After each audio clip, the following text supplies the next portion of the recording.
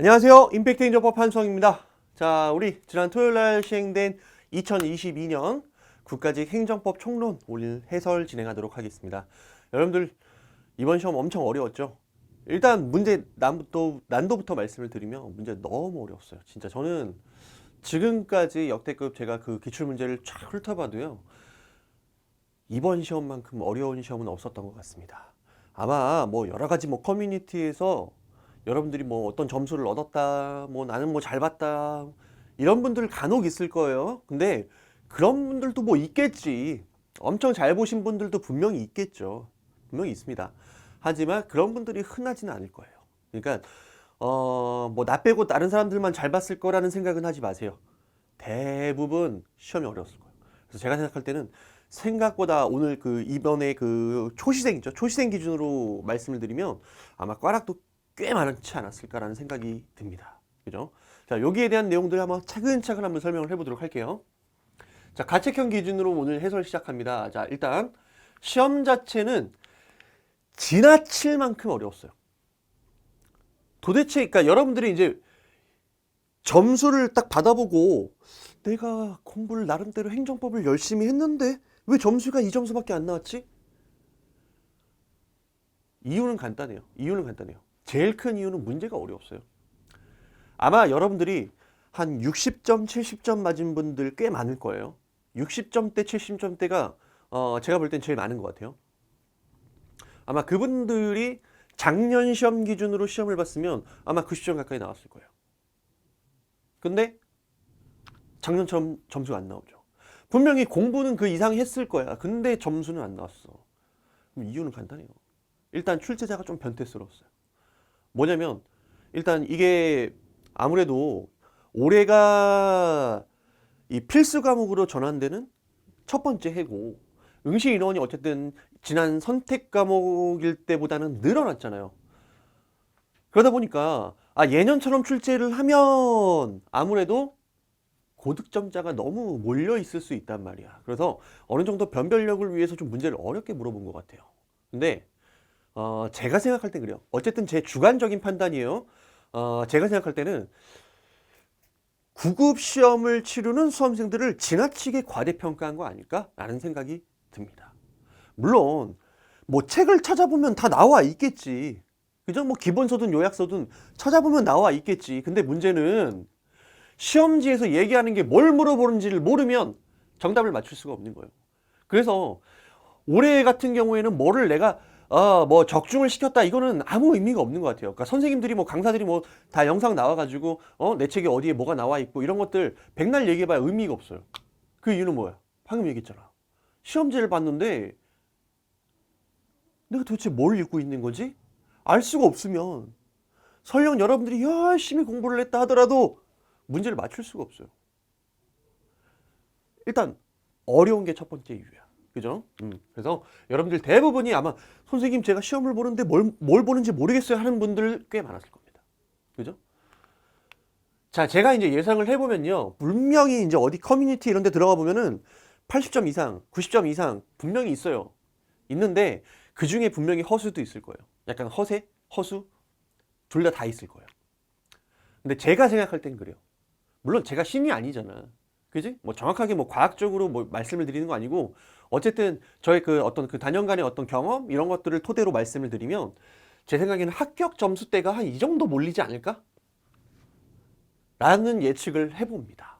그래서 여러분들 이제 그 시험지를 받아봤을 때 60점대다. 그러면 내가 공부를 안 해서 그런 건 아니야. 하지만 좀 부족함이 있어, 분명히. 60점대는 분명히 부족함이 있어. 하지만 어쨌든 예년 같았으면 상당히 좋은 점수가 나왔을 거예요. 그리고 실제 합격을 하는 사람들 점수를 만약에 내가 확인을 해본다면 전부 다 앞으로 제 생각에는 아마 한 70에서 80점 요 사이에 많이 몰려있지 않을까라는 생각을 합니다. 물론 강사 입장에서는 뭐 이거 왜 못 맞춰? 이렇게 얘기할 수 있죠. 그죠? 하지만 철저히 수험생 그 중에서도 초시생 기준으로 한번 생각을 해보면 이거는 무슨 법률 전문가를 뽑는 시험 같은 느낌이야. 이게. 솔직히 그런 생각도 들더라고. 그냥 이럴 것 같으면 고시를 보지. 자, 어쨌든 제가 생각할 때는 한 요 정도 점수에 몰려 있지 않을까라는 생각합니다. 그래서 요 정도면 안정적인 상위권 학생일 거라고 제가 감히 이제 한번 추측을 해볼게요. 솔직히 문제가 너무 어려웠어요. 자, 그러면 이 시험 우리 올해 2022년 치러진 행정법 총론 국가직 9급 시험 문제 확인을 해보면요. 예년처럼 기출지문을 단순히 눈에 발라서 시험장에 가면 꽈락도 나올 수 있어요. 그만큼 변별력에 초점을 뒀다라고 저는 생각이 듭니다. 무슨 말이냐? 예를 들어서 여러분들이 기출을 3번 정도 봤으면 기본서를 1번 정도는 꼭 정리를 해둘 필요가 있어요. 그러니까 여러분들이 만약에 키워드를 머릿속에 많이 박아놨어. 그리고 OX를 한번 쭉쭉쭉쭉 살펴봤어. 그럼 대부분 OX 정도는 맞췄거든? 근데 이런 거야. 내가 만약에 여러분한테 뭔가 질문을 해요. 질문을 해. 야, 이거 O야 X야? 그러면 선생님 O 같은데요? 맞아 5. 그럼 예년 같으면 이 정도면 점수가 잘 나왔어요. 근데 야, 이거 O야 X야?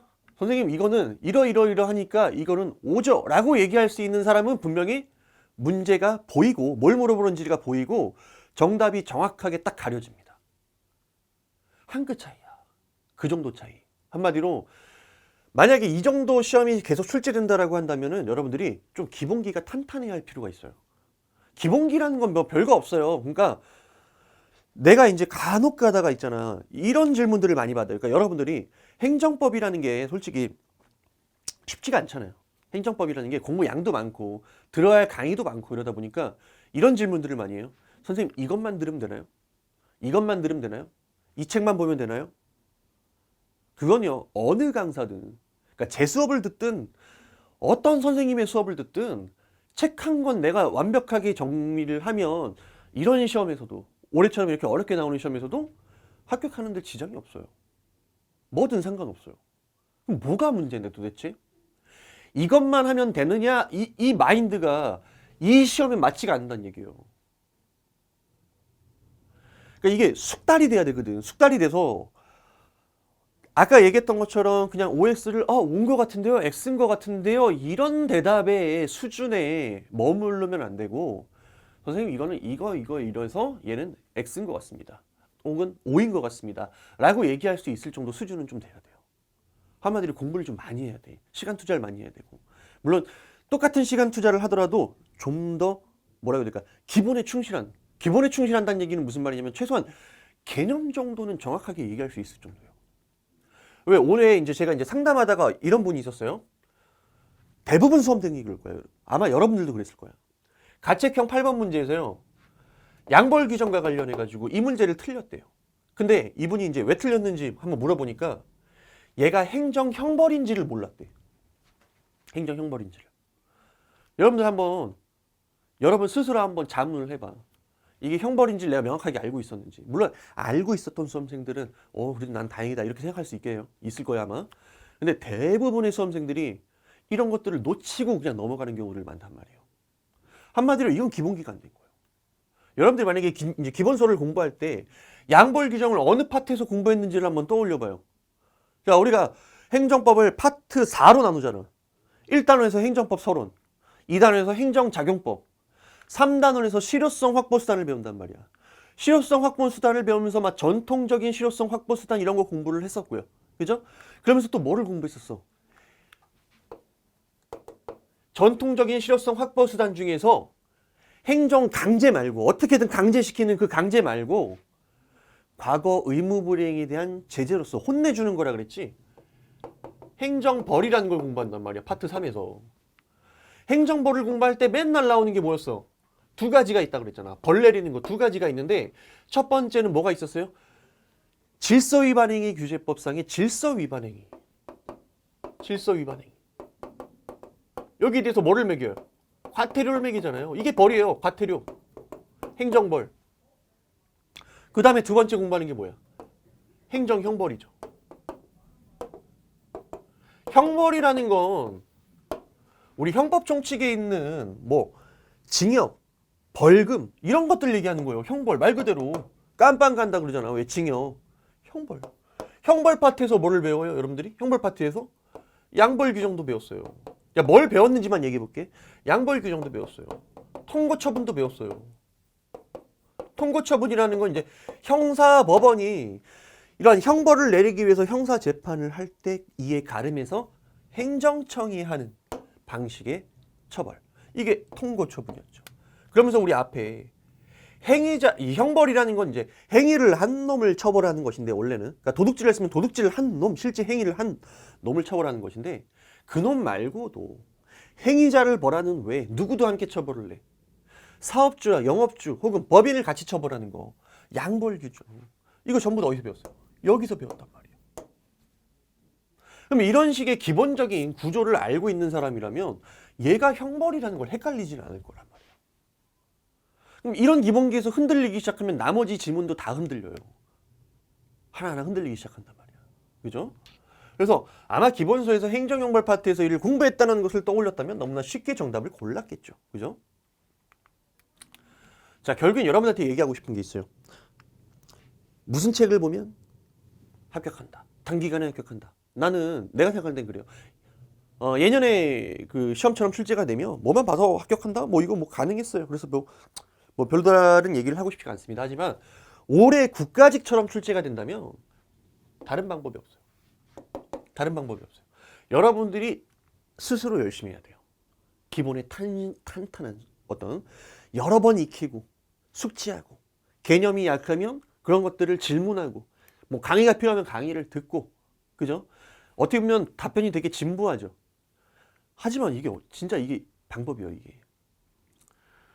그렇지 않고 여러분들이 수박 겉핥기식으로 그냥 공부를 해. OX 외우고 그냥 이렇게 들어갔어. 그러면 이 시험에서는 어려워요. 이런 식으로 출제가 된다면. 물론 이런 식의 출제 방식이 계속 이어질지는 뭐 미지수예요.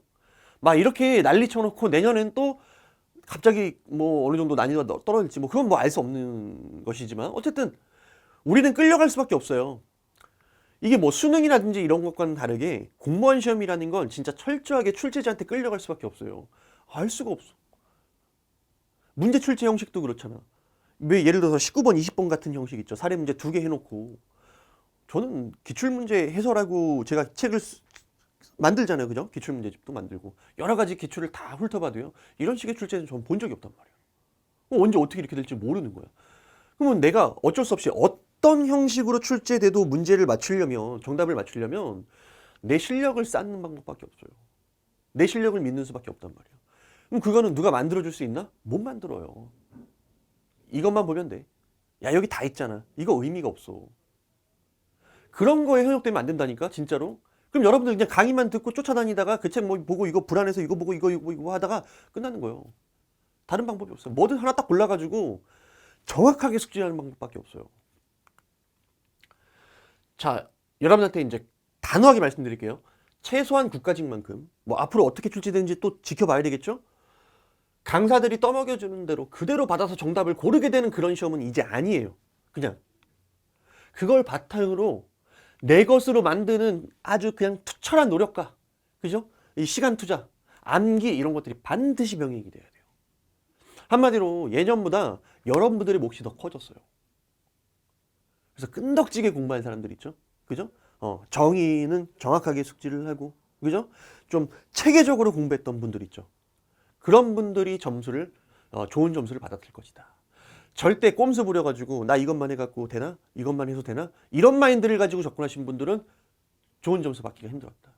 물론 여러분들 마음은 알아요. 진짜 해야 될 게 너무 많아. 5과목 다 해야 되는데 행정법이 이런 식으로 출제가 되면 진짜 내가 야 이거 1년 안에 어떻게 합격하지? 막 이런 고민들 많을 거란 말이야.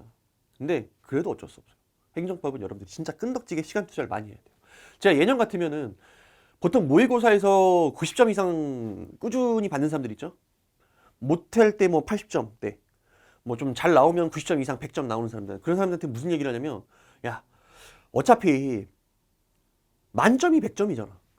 그러면 몇 달 더 공부해서 5점 더 맞추려고 이 행정법 공부하느니 차라리 다른 과목에 시간 투자를 해라. 그 정도씩 끌어올렸으면 그런 얘기를 해요. 근데 이런 식으로 출제되면은 계속 더 공부하셔야 돼요. 실력 차이를 계속 어떻게 보면 이 변별력 있는 문제를 통해서 걸러낼 거란 말이야. 그럼 어쩔 수 없어요. 계속 실력을 높이 쌓을 수밖에 없어요. 그러니까 그만큼 여러분들이 더 힘들어진 거죠. 그죠? 그래서 저는 어떻게 공부해야 되는지 말씀을 드릴게요. 일단 뭐 요약서 보고 뭐 보고 이런 거 다 좋아요. 다 좋은데 이것만 해서 대충 외워서 시험장 들어가야지 이렇게 해갖고 합격하겠다라는 생각은 절대 버리세요. 절대 버리시고 정말 입체적으로 공부해야 돼요. 기본서를 보면서 이해할 것들은 이해하고, 그죠? 그 다음에 구조화 시킬 것들은 구조화 시키고, 이걸 또 문제를 통해서 확인해보고. 그래서 문제를 풀 때 그냥 OX 그냥 알았다, 오케이 이게 아니라 정말 내가 기본서를 확인해보면서 이 내용을 내가 정말 제대로 알고 있는 것인지, 그죠? 그 다음에 매번 공부할 때마다 기초 개념이 있단 말이야, 그죠? 양벌 규정이란 무엇이냐? 양벌 규정이라는 건 행위자를 벌하는 외에 누구도 함께 처벌하는 것이다 라는 정의 같은 것들은 여러분들이 기억하고 있어야 되겠고, 그 다음에 뭐 예를 들어서 행정절차법에서 사전통지 생략사유 몇 가지였어? 3가지였잖아. 3가지를 딱 읊을 수 있고, 의견 청취기의 생략사유 몇 가지였어? 4가지였잖아. 사전통지랑 3가지가 겹쳤었죠? 4가지를 명확하게 암기하고 있었어요. 그래서 이게 완전 내게 돼야 돼. 그래서 내가 갖고 놀 수 있을 정도로 여러분들이 충분히 연습을 하셔야 된다는 거예요. 아시겠습니까? 그죠? 오케이. 그 정도 말씀을 드리고요. 자, 구체적인 문제 해설할 테니까 하나하나 확인을 해보시면서 내가 이 문제를 왜 틀렸을까? 이거를 한번 여러분들이 스스로 느껴보셔야 돼요. 그냥 이거 올해 시험 봤는데 어려웠네, 대충 뭐 정답 몇 번이었구나, 이렇게 해서는 안 돼요. 절대 여러분들이 아마 막막할 거란 말이에요. 내가 도대체 어떻게 공부를 해야 되고 어디까지 공부를 해야 되는지. 이걸 확실하게 알기 위해서는 여러분들이 차근차근 1번부터 20번까지 따라오면서 나는 정답을 몇 번 골랐고, 이게 내 책에서는 어떻게 나와 있었고, 내가 이걸 어떻게 공부했어야지 이걸 정답을 맞출 수 있는지를 스스로 느낄 수 있어야 돼요. 아무리 백날 강사가 뭐라고 얘기를 해봐야 의미가 없어요. 그거는 딱 거기까지야. 여러분들을 어떻게 그 합격할 수 있는 방향으로 이끌어주는 것들까지. 나머지는 여러분들 몫이란 말이에요. 그러니까 어떻게든 철저하게 스스로 분석을 하셔야 됩니다. 자, 1번부터 확인해 볼게요. 신뢰보 원칙에 대한 설명으로. 자, 틀린 것은 요거 지겹게 나온 거죠. 우리 신뢰보 원칙에서 귀책 사유가 있으면, 상대방에게 귀책 사유가 있으면 신뢰보호가 적용되지 않죠. 그죠? 근데 귀책 사유가 있는지 유무는 어떻게 판단한다 그랬어요? 처분의 상대방뿐만 아니라 수임인 등 관계자 모두를 기준으로 판단한다고 그랬어요. 그죠? 자, 건축주가 건축 설계와 건축 허가와 같은 업무를 누구한테 위임을 해요? 이거 왜 이렇게 글씨가 크니? 건축사. 얘가 이제 수임인이죠. 수임인에게 이제 위임을 했어요. 근데 요 건축사가 관계법령이 정하고 있는 건축 한계선 제한이 있다는 사실을 간과한 채, 그죠? 법을 잘못 보고 건축 설계를 한 다음에 이를 토대로 건축물의 신축 및 증축 허가를 받아냈습니다. 그러면 행정청이 이 허가를 하게 된 계기를 누가 마련한 거야? 예. 그럼 얘한테 귀책사유가 있어. 얘한테 귀책사유 있으면 누구한테도 귀책사유 있어. 건축주한테도 귀책사유가 있는 것이죠.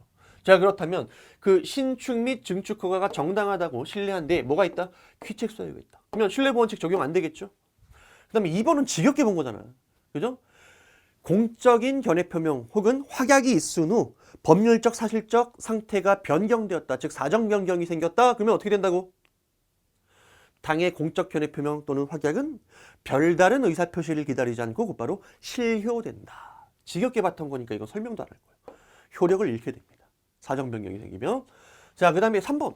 3번은 흔한 판례가 아니죠. 흔한 판례가 아니에요. 되게 생소한 판례예요. 저도 뭐 수업 시간에 한 번도 이거를 뭘 설명해 본 기억이 없습니다. 그죠? 그럼 넘어가요. 그럼 정답은 이제 4번인데 4번 어마어마한 빈출이에요. 이거는 뭐 제 수업이든 어느 수업이든 뭘 이걸 들었는데 이런 얘기 안 하는 선생님이 있겠습니까? 이건 빈출이야. 어느 기출 문제든. 그죠? 병무청 담당 부서의 담당 공무원에게 공적 견해 표명을 구하지 아니한 채 민원봉사 담당 공무원이 상담에 응해서 안내한 거, 이거를 공적 견해로 볼 수 있어요? 공식 견해로? 볼 수가 없는 것이죠. 그래서 신뢰보호 원칙이 적용된다 안 된다? 안 된다. 그럼 이거 누구한테 물어봤어야 돼? 병무청 담당 부서 담당 공무원한테 물어봤어야지. 왜 이건 민원봉사 차원에서 상담에 대한 안내, 이거를 신뢰하면 된다 안 된다? 안 된다. 그래서 정답은 4번이에요. 틀린 거. 자, 3번 확인해 보면 수강 신청한 다음에 징계 요건을 완화하는 학칙 개정이 있었던 거예요.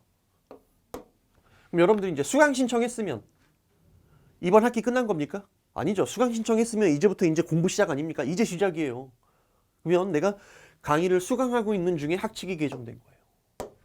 그럼 일단 여러분들이 딱 냄새를 맡아야지. 아, 이거 과거에 완성된 사실에 대해서 새로운 학칙을 적용하는 게 아니구나.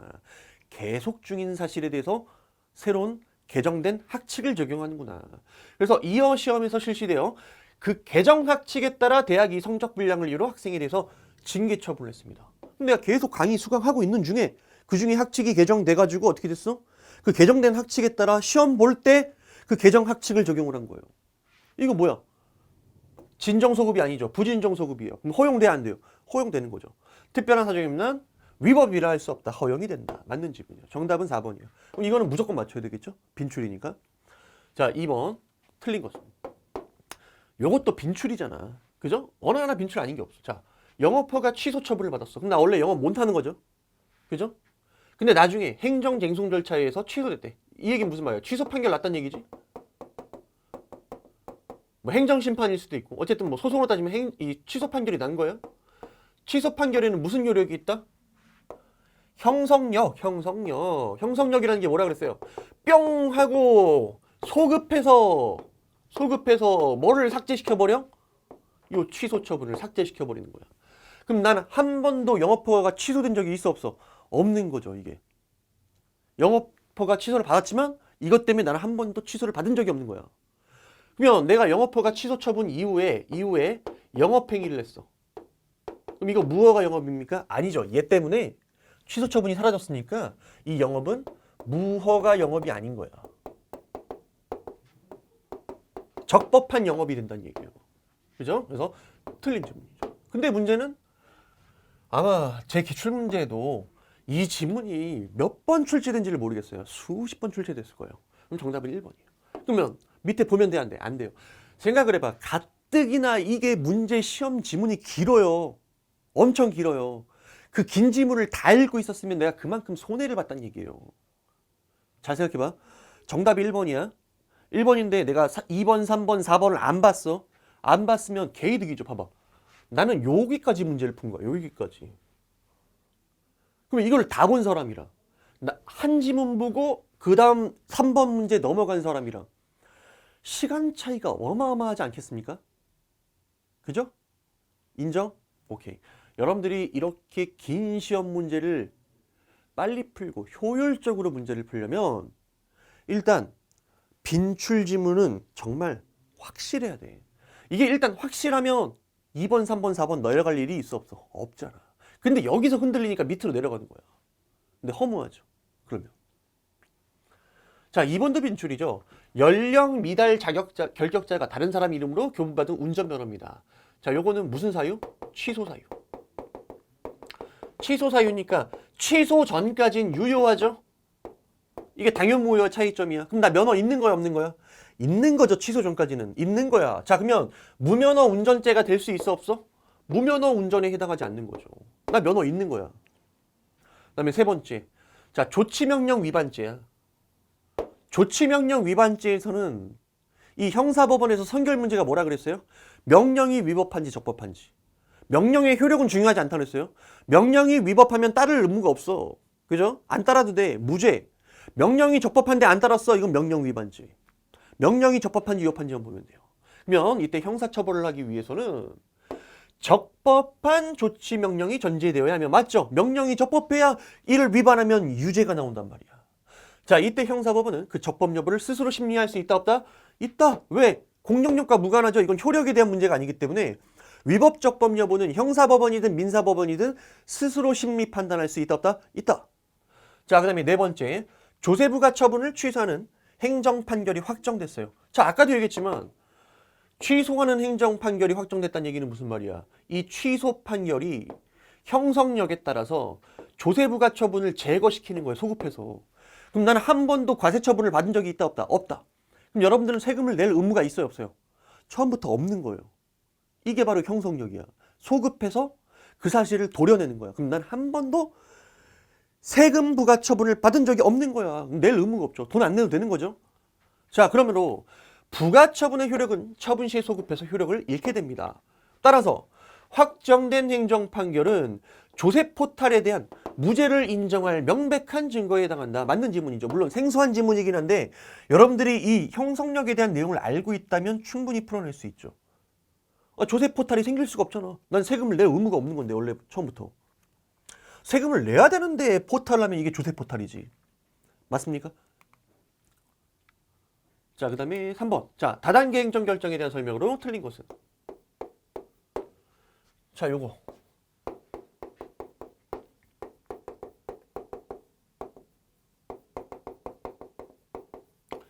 자, 21년 3개년 최신 판례. 이거 공짜로 뭡니까? 제 자료실에 올려놨죠. 자, 21년 3개년 최신 판례 이거 보시면 그대로 나오는 거예요. 이런 판례들은, 그러니까 최근 판례들은 이걸 다 이해하는 게 중요한 게 아니라요. 일단 암기를 해놔야 돼요. 그냥 그대로. 그러면 그 최신 판례 보시면 뭐라고 돼 있어요? 우선 협상자, 대상자 선정 행위 및 우선 협상 대상자 지위 배제 행위. 이거 전부 다 뭐라 그랬어요? 행정 처분이라고 했죠. 그죠? 근데 얘는 뭐라 그랬어요? 이 우선 협상자 대상자 선정 행위나 우선 협상자 지위 배제 행위에서 얘만이 처분이다. 틀렸죠. 둘 다 처분이에요. 둘 다 행정 처분입니다. 얘는 틀린 질문이에요. 근데 생각을 해봐도 누군가를 우선 협상 대상자로 선정한다는 얘기는 누군가는 배제된다는 얘기잖아. 그럼 얘랑 같은 행위 아니야? 사실 따지고 보면. 그리 다르지 않지 않아요? 이걸 분리해서 볼 수 있나? 아, 얘를 뽑으면 얘를 배제하는 거 아닙니까? 그죠? 이걸 분리할 수 있는 거야? 없는 거예요. 근데 물론 이런 식의 출제는 저도 처음 봐요. 이렇게까지 지엽적으로 출제하는 건 저도 처음 봐요. 그러니까 여러분들이 되게 당황을 했겠죠. 그래서 최신 판례는 내가 항상 얘기하지만 예의야, 예의. 꼭 보시는 게 무조건 플러스예요. 자, 어쨌든 틀린 질문. 정답 몇 번이야? 1번이야. 그래서 최신 판례만 보셨으면 쉽게 정답을 찾고 그냥 넘어갈 수 있을 것 같습니다. 자, 그 다음에 2번 보시면 원자로 및 관계시설의 부지사전 승인 처분이 있었어요. 자, 이게 뭐였습니까? 우리 판례가 뭐라고 합니까? 사전 결정적 부분 건설 허가. 이렇게 얘기를 해요. 그럼 어쨌든 사전 결정적 성격을 갖고 있기 때문에 뒤에 건설 허가 처분이 있게 되면 어떻게 됩니까? 얘는 여기에 흡수돼서 소멸됩니다. 자, 그러면 더 이상 선행 처분은 소송의 대상이 될 수가 있습니까? 없습니까? 없는 거죠. 그죠? 그래서 선행 처분은 후행 처분에 흡수되어 건설 허가 처분만이 뒤에 있는 건설 허가 처분 얘만이 소송의 대상이 된다. 자, 2번이 맞는 지문이죠. 자, 그다음에 3번. 공정거래위원회가 부당한 공동행위를 한 사업자에게 과징금 부과 처분을 한 다음 야, 이거 작년에 나왔던 문제잖아요. 이게 작년에 뭐야? 이게 국가직이야 뭐야? 그죠? 작년에 나왔어 이거. 나온 지 1년도 안 됐어요, 이건. 자, 먼저 과징금 부과 처분을 한 다음 자, 요 문구를 봐야지. 자진 신고를 이유로 과징금 감면 처분을 했대. 그럼 얘를 이제 선행 처분이라고 하고 얘를 이제 후행 처분이라고 한다면 이게 무슨 관계라 그랬어요, 여러분들? 앞에 있는 선행 처분이 일종의 가행정행이에요. 아니, 여러분들이 나중에 자진 신고할지 말지 알 수가 없으니까 일단은 일률적으로 과징금을 부과해 놓는 거야. 그럼 나중에 이제 자진 신고를 하게 되면 과징금 감면을 할 수 있거든요. 그럼 얘가 뭐가 되는 거야? 본행정행위가 되는 거야. 본행정행위. 가행정행위와 본행정행위 관계는 되게 쉽죠. 얘 이후에 얘가 있으면 어떻게 됩니까? 얘는 뒤에 처분에 흡수돼서 소멸되는 거예요. 그럼 선행 처분은 소멸됐으니까 이제 뒤에 있는 뭐야? 과징금 감면 처분만이 소송의 대상이 되는 거예요. 그죠? 그래서 선행 처분은 후행 처분에 흡수되어 소멸되므로 선행 처분의 취소를 구하는 소는 부적법하다. 맞는 지문이죠. 그래서 이거 전부 다 이제 앞에 전부 다 이제 기출 지문만 정확하게 파악하고 있으면 여러분들이 뭐 찾는데 그렇게 어렵지가 않죠. 그 다음에 4번 이것도 얼마나 강조했던 거야. 확약 자체는 뭐라 그랬어요? 행정처분이 아니죠. 행정행위가 아니죠. 그러니까 확약 자체에 대해서 소송 제기할 수도 없고요. 그 다음에 확약은 행정행위가 아니기 때문에 행정행위의 특수한 효력, 공정력, 불가직력 뭐 이런 것들 인정됩니까? 안 됩니까? 안 된다 그랬어요. 다만 주의해야 되는 게 뭐라 그랬어? 확약 후. 예를 들어서 내인가 이게 확약 아닙니까? 확약? 우리 판례가 확약 취소를 뭐로 봤다? 확약 취소를 뭐로 봤다? 요 내인가 취소, 확약 취소를 본 인가 신청 거부 처분으로 봤다. 막 기억나죠? 본인가 신청 거부 처분으로 봤다니까. 행정처분이 아니요? 얘는 행정처분이에요. 이거 주의하라 그랬잖아. 그게 맞는 지문이에요. 정답은 1번이죠. 그래서 이 상황에서도 되도록이면 여러분들이 요 판례까지 기억을 해서 2, 3, 4번을 안 보셨더라면 어땠을까라는 아쉬움이 남습니다. 그러면 1, 2, 3번은 진짜 뭐라고 해야 될까? 번개처럼 지나갔겠죠. 쏜살처럼. 그죠? 4번 볼게요. 틀린 것은. 자, 첫 번째 지금 이거 하자승계를 물어보고 있어요. 하자승계. 자, 보충력 편입 처분, 공익근무위원 소집 처분 하자승계 됩니까? 안 됩니까? 하자승계 안 되죠. 승계 부정. 그죠? 자, 그 다음에 건물 철거 명령. 그 다음에 후행 대집행 계고 처분. 즉 철거 명령과 개통실비 사이. 둘 다 목적이 다르다 그랬죠. 얘는 뭐라 그랬어? 네가 부셔. 그 다음에 개통실비는 뭐라 그랬어? 그 중에 이제 걔인데 개통실비는 네가 안 부시면 내가 부실게. 목적이 달라요. 법적 효과가 달라요. 다르기 때문에 하자승계 된다 안 된다? 안 된다는 얘기야. 그래서 맞는 지문이야 이것도. 둘 다 맞는 지문. 결국엔 뭐야? 승계 된다 안 된다? 승계 안 된다. 그 다음에 세 번째. 도시계획 시설사업 시행자 지정 처분하고요. 그 다음에 실시계획 인가 처분이야. 그러면 원칙적으로 얘 하자승계 돼야 안 돼요. 원래는 안 되는 거예요. 원칙은 하자승계 안 돼요. 승계가 안 되는데 제가 뭐라 그랬냐면 선행처분이 무효면 얘와 얘가 설령 별개의 법적 효과를 목적으로 하는 경우라도 하자가 승계돼서 후행처분도 무효가 된다 그랬어요. 그래서 쉽게 얘기해서 앞에 게 무효면 뒤에 건 무조건 무효다 얘기했죠. 얘도 마찬가지야. 둘이 원래 하자승계 안 되는데 얘가 무효면 얘도 무효예요. 그때는 무조건 하자승계 되는 거예요. 이것도 마찬가지야. 얘가 뭐라 그랬어? 당연 무효라며. 얘가 무효라며. 무효면 얘도 어떻게 되는 거야? 무효가 되는 거예요. 얘 왜? 언제? 선행처분이 무효일 때. 후행처분은 무조건 무효다. 그래서 맞는 질문이에요. 4번. 공무원 직위해제 처분하고 직권면직 처분 사이에 승계된다 안 된다? 안 된다. 승계 안 된다. 근데 얘는 하자의 승계가 인정된다라고 했으니까 4번이 틀린 지문이죠. 그래서 여기까지 만약에 틀렸다 그러면 스스로 반성을 하셔야 돼요. 이게 아직 내가 기출이 완벽하게 정복이 안 됐구나. 그죠? 자, 5번 가볼게요. 자, 5번은 갑자기 이제 느닷없이 갑자기 사례 문제가 나오는데요. 실질적으로 얘를 사례 문제로 보기가 좀 힘들어요. 사례 문제로. 근데 그 사례 흉내를 낸 그냥 단순 지문 형식의 문제예요. 그죠? 자, 다음 사례에 대한 설명으로 옳은 것은 보시면 누가 나오냐면 요거는 꼭 기억하셔야 되겠죠. 민간 시민단체. 시민단체가 나왔어요. 그래서 제가 맨날 정보공개법 얘기할 때 기억나십니까? 맨날 강조했던 거. 뭐를 강조했지? 정보공개 청구권은 정보공개 청구권 그 자체가 법률상 이익이에요. 따라서 정보공개 청구권만 가지고 있다면, 그죠? 별도의 법률상 이익이 있을 것을 요구하지 않는다라는 거야. 그리고 정보공개 청구권이라는 건 여러분들 뭐를 실현하기 위한 거야? 알 권리죠.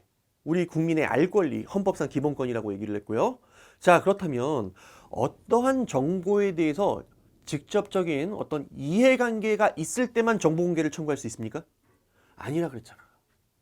어떤 정보와 관련해서 이해관계를 요구하지 않는다니까? 따라서 나랑 전혀 이해관계 없는 정보도 궁금하면 정보공개를 청구할 수 있는 거야. 알 권리 차원에서. 그래서 이 정보공개 청구권이라는 건 일종의 이런 목적을 갖고 있는 거야. 첫 번째는 물론 내 알 권리, 주관적인 알 권리 실현이죠. 두 번째는 행정 감시 내지 통제 목적도 있는 거예요. 행정부 니들끼리 짜고 치고 니들끼리만 정보를 공유하고 있으면 돼, 안 돼? 안 되지. 우리 국민도 알고 있어야 니들이 제대로 뭔가를 운영하고 있는지를 우리가 확인할 수 있는 거야. 그러니까 감시 목적도 있는 거예요. 따라서 해당 정보와 직접적인 이해관계를 가질 필요 있다 없다? 없다. 왜? 어차피 정보공개 청구권 자체가 법률상 이익이니까. 정보공개를 청구했다가 거부받은 것 자체가 법률상 이익 침해니까. 그러면서 뭐를 얘기했냐? 이해관계 없는 시민단체도 정보공개를 청구할 수 있다는 얘기야. 그러니까 예를 들어서 왜 이런 사건이 있었다 그랬잖아. 옥시 뭡니까 그거 가습기 살균제. 그래서 여러 가지 어떤 피해가 발생했죠. 가습기 살균제에 그 독성 물질이 포함되어 있어가지고 여러 명의 피해자들이 있었단 말이야. 그때 피해자들이 정보공개 청구하는 거 너무 당연한 거죠. 누가 이런 식의 유해 물질을 승인해 줬는지 거기에 대한 내부 문서 정보공개 청구하는 거 되겠죠. 근데 시민단체는 피해자도 아니잖아. 그 정부와 직접적인 이해관계를 갖고 있는 것도 아니잖아. 하지만 이 시민단체도 뭐 할 수 있다고 그랬어요? 정보공개 청구할 수 있다라고 말씀을 드렸잖아요. 그죠? 그럼 그거 기억한 상태에서 한번 보세요. 자, A는 공개 청구한 정보에 대해서 개별적 구체적 이익이 없는 경우에도 B의 정보 공개 거부에 대해서 취소 소송으로 다툴 수 있다. 맞다. 왜? 별도의 법률상 이익을 요구하지 않기 때문이죠. 정보 공개 청구권 자체가 법률상 이익이기 때문에. 그래서 1번이 맞는 지문이에요. 자, 그러면 넘어갈 필요가 없죠. 근데 설령 넘어갔다고 쳐요. 그래도 다 알 수 있는 빈출 지문들이에요. 전부 다. 1번부터 4번까지가. 자, 보시면 A가 공개 청구한 정보에 대해서 직접적인 이해관계가 있는 경우. 자, A는 시민단체였어요. 시민단체가 공개 청구한 정보가 직접적인 이해관계가 있는 경우에는 B의 공개 거부에 대해서 정보공개 이행을 구하는 당사자 소송을 제기해서 다툴 수 있다 이라고 되어 있는데 틀렸다고. 이해관계가 있든 없든 뭐 할 수 있다 그랬어요? 다툴 수 있다라고 얘기했어요. 이해관계가 없어도 얘는. 그럼 이해관계가 있어야 된다는 말은 틀린 말이고요.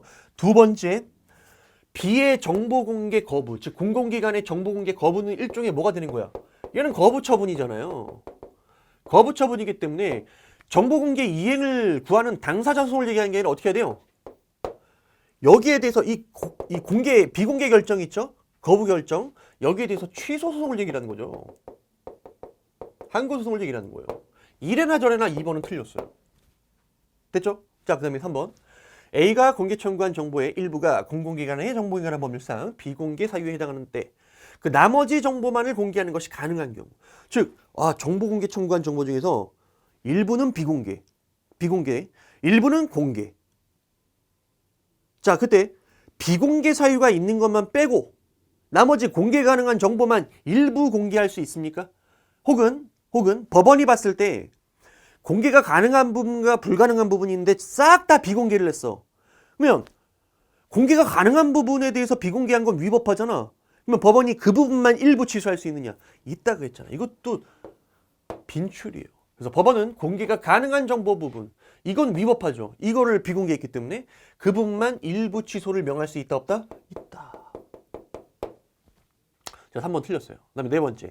B의 비공개 사유가 정당화되기 위해서는 A가 공개 청구한 정보가 진행 중인 재판의 소송 기록 자체에 포함된 내용이어야 된다. 야, 이것도 너무 빈출 아닙니까? 이거는? 그죠? 그래서 5번은 문제가 어려웠다라고 절대 얘기할 수가 없습니다. 그죠?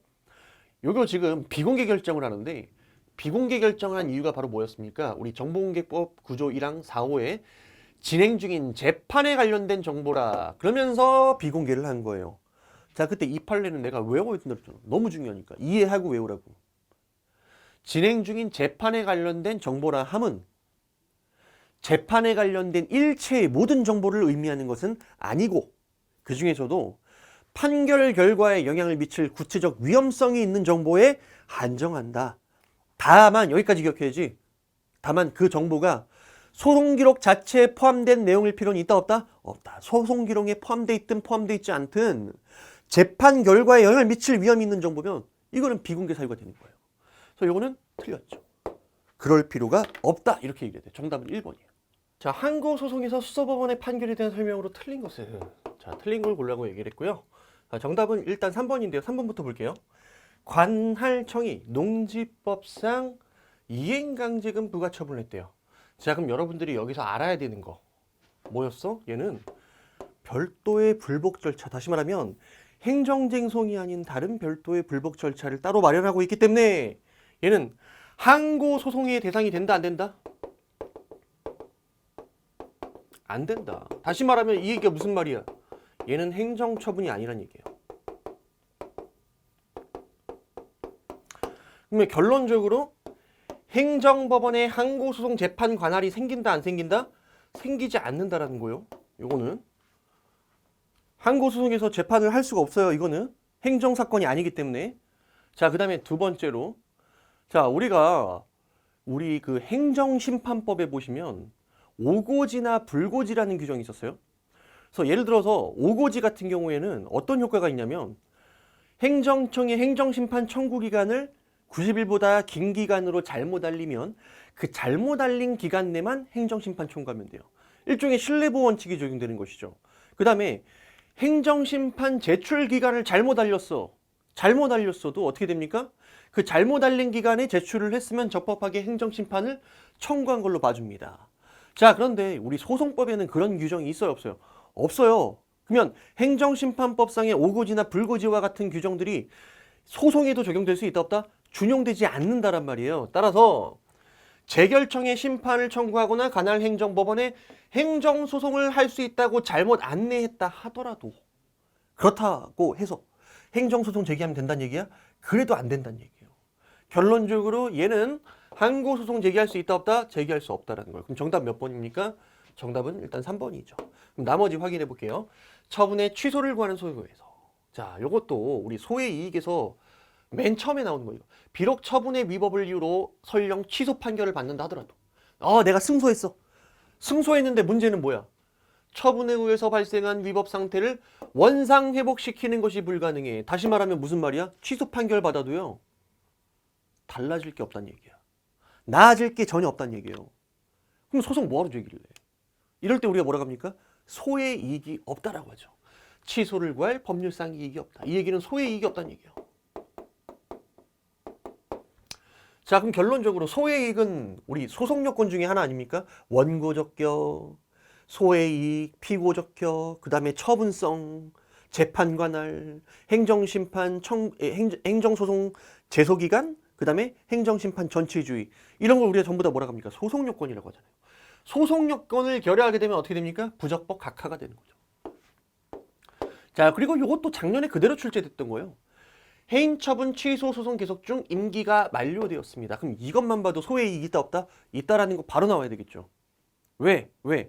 자, 임기가 만료됐으니까 해임 처분에 대해서 취소 판결을 받는다 하더라도요. 원상회복은 안 돼요. 원칙적으로. 그죠? 다시 복직할 수는 없어요. 해임이 취소돼도. 왜? 얘 때문에. 다만 내가 뭐라고 했어요? 조금이라도 나아지는 게 있으면 소의 이익이 인정된다. 조금이라도 살림살이가 나아지는지 보셔야 돼요. 취소 판결 받으면. 내가 해임을 받았고 그죠? 소송 제기를 했어. 소송 제기를 해서 소제기를 했고 소제기. 자, 소제기. 글씨가 좀 이상하지만 소제기. 임기 만료. 제가 살짝 좀 사라지니까 그냥 이해해 주세요. 자, 그러고 나서 마지막에 뭡니까? 취소 판결. 났어. 자, 취소 판결이 이렇게 나면 어떻게 된다? 형성력에 따라서 자, 이거 색깔 왜 안 바뀌었니 이거? 자, 형성력에 따라서 이렇게 해임 처분이 취소되는 거예요. 나는 한 번도 해임 받은 적이 없어요. 그렇다 하더라도 어쨌든 임기 만료 때문에 복직은 안 돼요. 하지만 해임이 사라졌다면 이때부터 언제까지? 임기 만료 시까지 받을 수 있던 머니가 나한테 들어오는 거 아니겠습니까? 원래 해임 받았으면 그때부터 돈 못 받았을 거 아니야.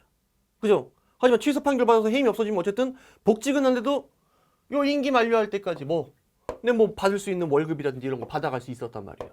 나아질 게 있어 없어? 있잖아. 취소 판결이 분명히 원고의 살림살이를 더 나아지게 만드는 부분이 분명히 있단 말이에요. 자, 그러면 소의 이익이 있다 없다? 있다라고 하셔야 되겠죠. 그래서 해임 처분의 취소를 구할 소의 이익이 있으므로 수서법원은 본안에 대해서 판단을 해야 된다. 소송 요건을 갖췄다고 봐야 된다. 맞는 질문이 되겠죠. 어쨌든 정답은 3번이에요. 자, 그 다음에 마지막으로 우리 재결 취소송을 제기할 때는 재결 자체에 고유한 위법이 있어야 돼요. 그때 재결 자체에 고유한 위법이란 뭐라 그랬어요?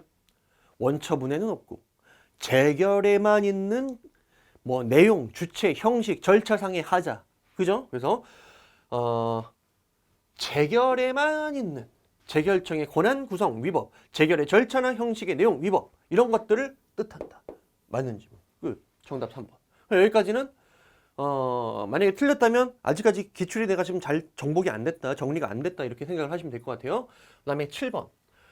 우리 공무원 연금관리공단의 급여에 관한 결정이라든지요. 자, 군인도 마찬가지로 공무원 아닙니까? 군인연금 법령상의 급여 지급 결정. 이런 거 전부 다 행정처분이에요.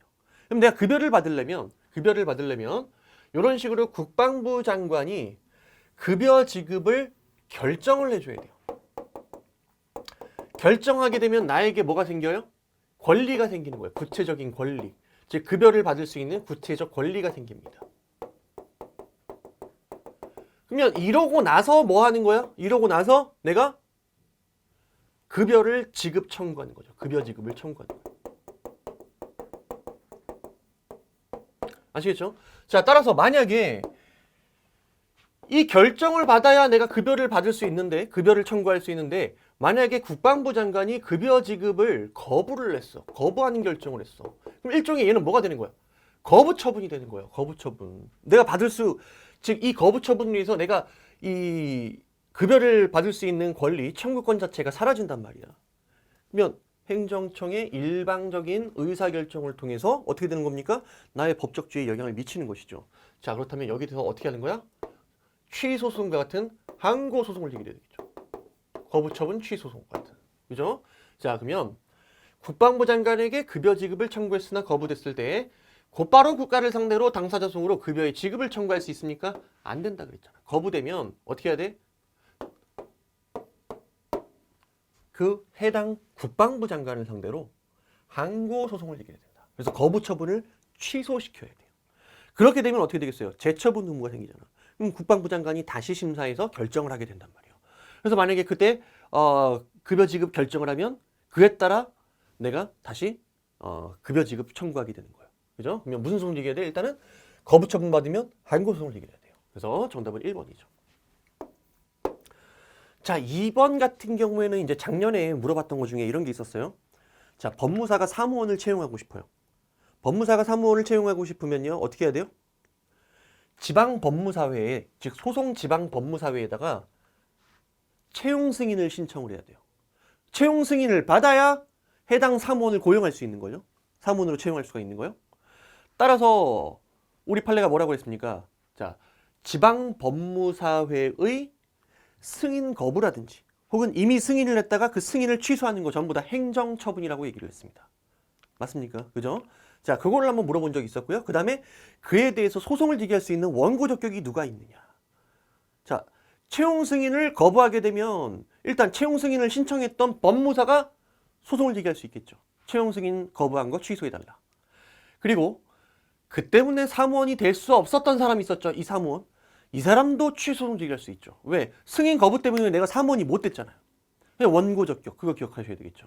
그럼 이거는 뭘까? 그 판례 중간에 있는 문구를 그냥 끌어다가 지금 문제를 출제를 한 거예요. 어렵게 만들려고. 그죠? 어렵게 만들려고 출제를 한 거예요. 결국엔. 그러면 생각을 해보세요. 행정청이 승인을 거부하게 되면, 즉 지방법무사회가 승인을 거부하게 되면 그게 행정처분이라며. 그죠? 행정처분이라며. 그렇다면 승인 받아야 할 의무, 우리 국민은 승인을 받아야 사무원으로 채용할 수 있는 거 아닙니까? 법무사가? 그럼 이거는 사법상 의무겠어, 설명? 공법상 의무겠지. 그렇게 찍으셔도 되는 거죠. 그죠? 네, 물론 어려워요. 여기까지 판례 원문에 있는 이 부분 문구까지 보면서 공부하는 사람이 도대체 몇이나 되겠습니까? 그죠? 자, 그 다음에 3번 가볼게요. 사무처리의 긴급성으로 인해서 경찰의 직접적인 지휘를 받아 보조 방제 작업을 했대요. 국가가 아니라요. 사인이 경찰이 해야 할 일을 지금 내가 해준 거야. 그죠? 국가가 할 일을 내가 해준 거야. 이런 걸 우리가 뭐라 그래요? 아무런 법률상 원인 없이 타인의 사무를 처리해 준 거. 이걸 우리가 뭐라고 합니까? 바로 뭐라 그래 이거? 뭐라 그래? 사무관리. 자, 그리고 사무관리와 관련해서 공법에 규정이 있어 없어요? 없죠. 이거 민법이 적용되는 거죠. 민법상 사무관리가 적용되는 거야. 법률상 의무 없이 타인의 사무를 처리해 줬을 때. 자, 그럼 사인이 나는 안 해도 되는 건데 국가를 위해서, 국가 대신에 내가 지금 뭔가를 해준 거잖아. 국가 할 일을 내가 대신 처리해 줬잖아. 그때 이 민법의 의의가 뭐라 그랬어요? 이 사람이 사무를 관리해 주는 과정에서 지출했던 필요비라든지 유익비 이런 것들에 대해서 뭐 할 수 있어? 상환을 청구할 수 있다는 거야. 그래서 그 사무 처리를 위해서 지출한 필요비 내지 유익비의 상환을 누구한테? 너 대신에 했잖아. 네가 할 일을 했잖아. 국가에 대해서 민사소송으로 청구할 수 있다. 맞는 지문이죠. 자, 그 다음에 네 번째, 공익사업을 위한 토지 취득 및 보상의 법률상 환매권 존부에 관한 확인을 구하는 소송. 무슨 소송? 요거는 뭐 우리 뭐라 그럴까, 구급에서 많이 안 물어봤죠. 물어본 적은 분명히 있어요. 우리 기출문제 있는데 많이 물어보진 않았어요. 하지만 제가 뭐라고 했습니까? 요거 민사소송이라고 했죠. 이거 사법관계라고 말씀을 드렸습니다. 그래서 얘는 맞는 지문이에요. 그죠? 그래서 문제가 사실 뭐 쉽지는 않아요. 어려웠습니다. 이거 어려웠어요. 어려웠고요. 어쨌든 마친 분들은 급여 지급 결정이 행정처분이라는 거를 기억하고 정답 1번을 체크하셨겠죠. 그죠? 오케이. 자, 그다음에 8번 가볼게요. 양벌 규정 물어봤어요. 양벌 규정에 대한 설명으로 틀린 것은. 자, 양벌 규정이 뭐야? 이게 요거죠. 원래 형벌법규는 형벌은 누구한테 내리는 거예요? 행위자한테 내리는 거예요. 행위자. 행위 책임을 지는 거예요. 잘못한 행위에 대해서 책임을 지는 거예요. 자, 그런데 왜 예를 들어서 이런 거 한번 생각을 해봐. 조폭이 있어. 조폭이 있어요. 그 중에 이제 행동대장이 있고 그다음에 맨 위에 꼭대기에 있는 조폭 대장이 있을 거란 말이야. 그죠? 그러면 그 조폭의 우두머리가 그 밑에 있는 자신들의 부하를 시켜갖고 범죄 행위를 저질렀다고 한번 생각을 해보세요. 그러면 실제 폭행 행위는 누가 했어 지금? 그 조직원들이 했죠. 그러면 조직원들만 처벌하면 되는 거야? 아니잖아. 그죠? 그 위에서 이를 교사했던 이 교사범들도 처벌을 해야 될 거 아닙니까? 그 위에 있는 행동대장 그 위에 뭐 이렇게 대장들. 그죠? 양벌 규정이란 그런 의미라고 보시면 돼요. 원래 행위자를 처벌하는 건데 행위자를 벌하는 왜 투게더죠. 투게더. 영어를 안 쓸게. 함께. 괜히 또 스펠링 틀리면 무식이 탄로나니까요. 자, 함께라고 쓸게요. 행위자와 함께 누구도 처벌하는 거야. 누구도. 바로 뭐 사업주라든지 혹은 뭐 법인이 있죠. 예를 들어서 삼성 직원이 범죄 행위를 저질렀어. 혹은 대부업체 직원이 범죄 행위를 저질렀어. 그러면 그 대부업체도 처벌을 해야 될 거 아니야. 그게 바로 양벌 규정이에요. 그래서 양벌 규정은 뭐라고? 행위자를 벌하는 외에 누구도 함께 처벌하는 거, 사업주나 법인도 함께 처벌하는 거. 그죠? 그래서 1번 보시면 양벌 규정은 행위자에 대한 처벌 규정인가 동시에 함께 누구도 위반 행위의 이익 기속 주체인 영업주에 대한 처벌 규정이다. 그래서 양벌 규정이 있으니까 얘뿐만 아니라 얘까지도 처벌할 수 있게 되는 거예요. 맞는 지문이죠. 자, 그다음에 얘 2번 빈출이죠. 종업원의 범죄 성립이나 처벌이 영업주 처벌의 전제 조건이 되는 것은 아니라는 거야. 따라서 종업원이 처벌을 안 받았어요. 그러면 영업주만 따로 처벌할 수 있나? 있다라는 거야. 즉 얘가 처벌받지 않아도 얘만 처벌받을 수 있는 거야. 독립된 자기 책임이에요. 얘의 책임은 뭐라고? 독립된 자기 책임 내지 과실 책임이 되는 거야. 한마디로 얘가 얘를 제대로 관리했어야 되잖아. 얘가 범죄 행위를 저지르지 않도록 잘 관리를 했어야 되는데 얘가 얘를 관리를 잘 못했어. 그럼 뭐가 있는 거예요? 과실이 있는 거잖아요. 그죠? 거기에 대해서 얘네들이 책임을 지는 거예요. 그래서 맞는지. 자, 세 번째. 자, 요것도 우리가 21년 3개년 최신 판례. 물론 제 기본서에도 수록이 돼 있어요. 기본서에서도 이제 판례 특강이나 이런 거에 대해서 다 설명을 드렸어요. 기출은 안 됐지만 나올 가능성이 충분히 있다라고 제가 분명히 말씀을 드렸죠. 이 부분 기억나십니까? 자, 법인과 관련해서 자, 얘는 이제 양벌 규정에 따라 처벌이 될 거란 말이야. 근데 행위자가 있을 거 아니야. 행위자가 일반 직원이 있어. 피용자. 그다음에 대표자가 있어. 비교를 하라고. 자, 직원이 처벌하는 건 바로 이런 관계예요. 행위자를 처벌했을 때 법인이 뭐 어떻게 되는 거야? 얘에 대한 관리 감독을 잘못했을 때 거기에 대해서 책임을 지는 거예요. 요게. 근데 법인의 대표자가 잘못을 했다고 하면은 약간 문제가 달라진다고 했어요. 왜냐? 범죄 행위에 있어서는 법인 자체가 대표자예요. 대표자가 법인이 되는 거예요. 왜냐면 법인이 움직일 수 있나? 움직일 수가 없잖아. 누구를 통해서 움직여요? 대표자를 통해서 움직이는 거야. 그러면 예를 들어서 대표자가 고의의 범죄 행위를 저질렀으면 얘는 그대로 고의에 의한 형벌을 부과받는 거예요. 과실로 범죄 행위를 저질렀으면 얘는 또 과실범으로 처벌받는 거예요. 왜? 얘가 한 행위는 얘가 한 행위야. 즉 얘의 행위는 곧 얘의 행위가 되는 거예요. 맞습니까? 그죠? 그래서 법인의 대표자의 법규 위반 행위에 대한 법인의 책임입니다. 이거는 똑같은 놈이라고. 대표자랑 법인은 똑같은 놈이야.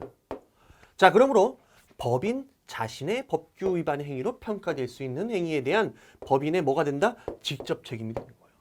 즉 대표자가 한 건 법인이 한 거랑 똑같은 거예요. 봐봐. 우리 엄마가 치킨집 영업하면서 종업원을 한 명 고용을 했어요. 종업원이 예를 들어서 운전을 하다가 교통사고를 냈어요. 범죄 행위로. 그죠? 막 휘젓고 막 다니다가 사고를 냈어요. 고의로. 혹은 과실로. 그러면 우리 엄마랑 치킨집 영업주인 우리 엄마랑 그 종업원이랑은 별개의 인격체죠. 그죠? 별개의 인격체이기 때문에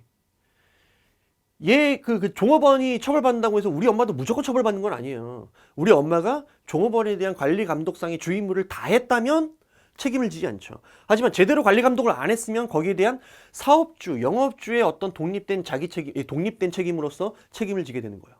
그죠? 하지만 대표자가 잘못했을 때는 어떻게 된다? 대표자가 잘못했을 때는 그건 곧 법인이 잘못한 거랑 똑같은 거야. 그럼 그때는 뭘 따질 필요 없어요. 그냥 대표자가 처벌받으면 당연히 법인도 처벌받는 거예요. 무조건. 그죠? 오케이.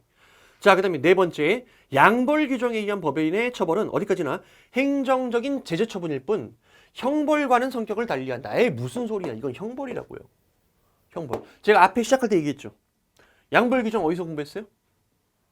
파트 3, 실효성 확보 수단. 그 중에 행정벌. 행정벌에는 과태료, 즉 질서 위반 행위에 대해서 과태료 부과하는 행위와 그 다음에 두 번째는 형벌이 있다. 형벌 파트에서 우리가 통고 처분도 공부를 했고 양벌 규정도 공부를 한 거였어요.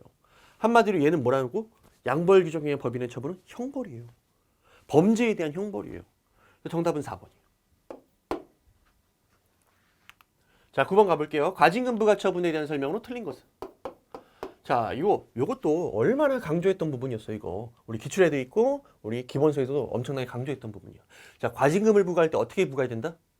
예를 들어서, 요 놈이 어떠한 법 위반 행위들을 쫙 했어요.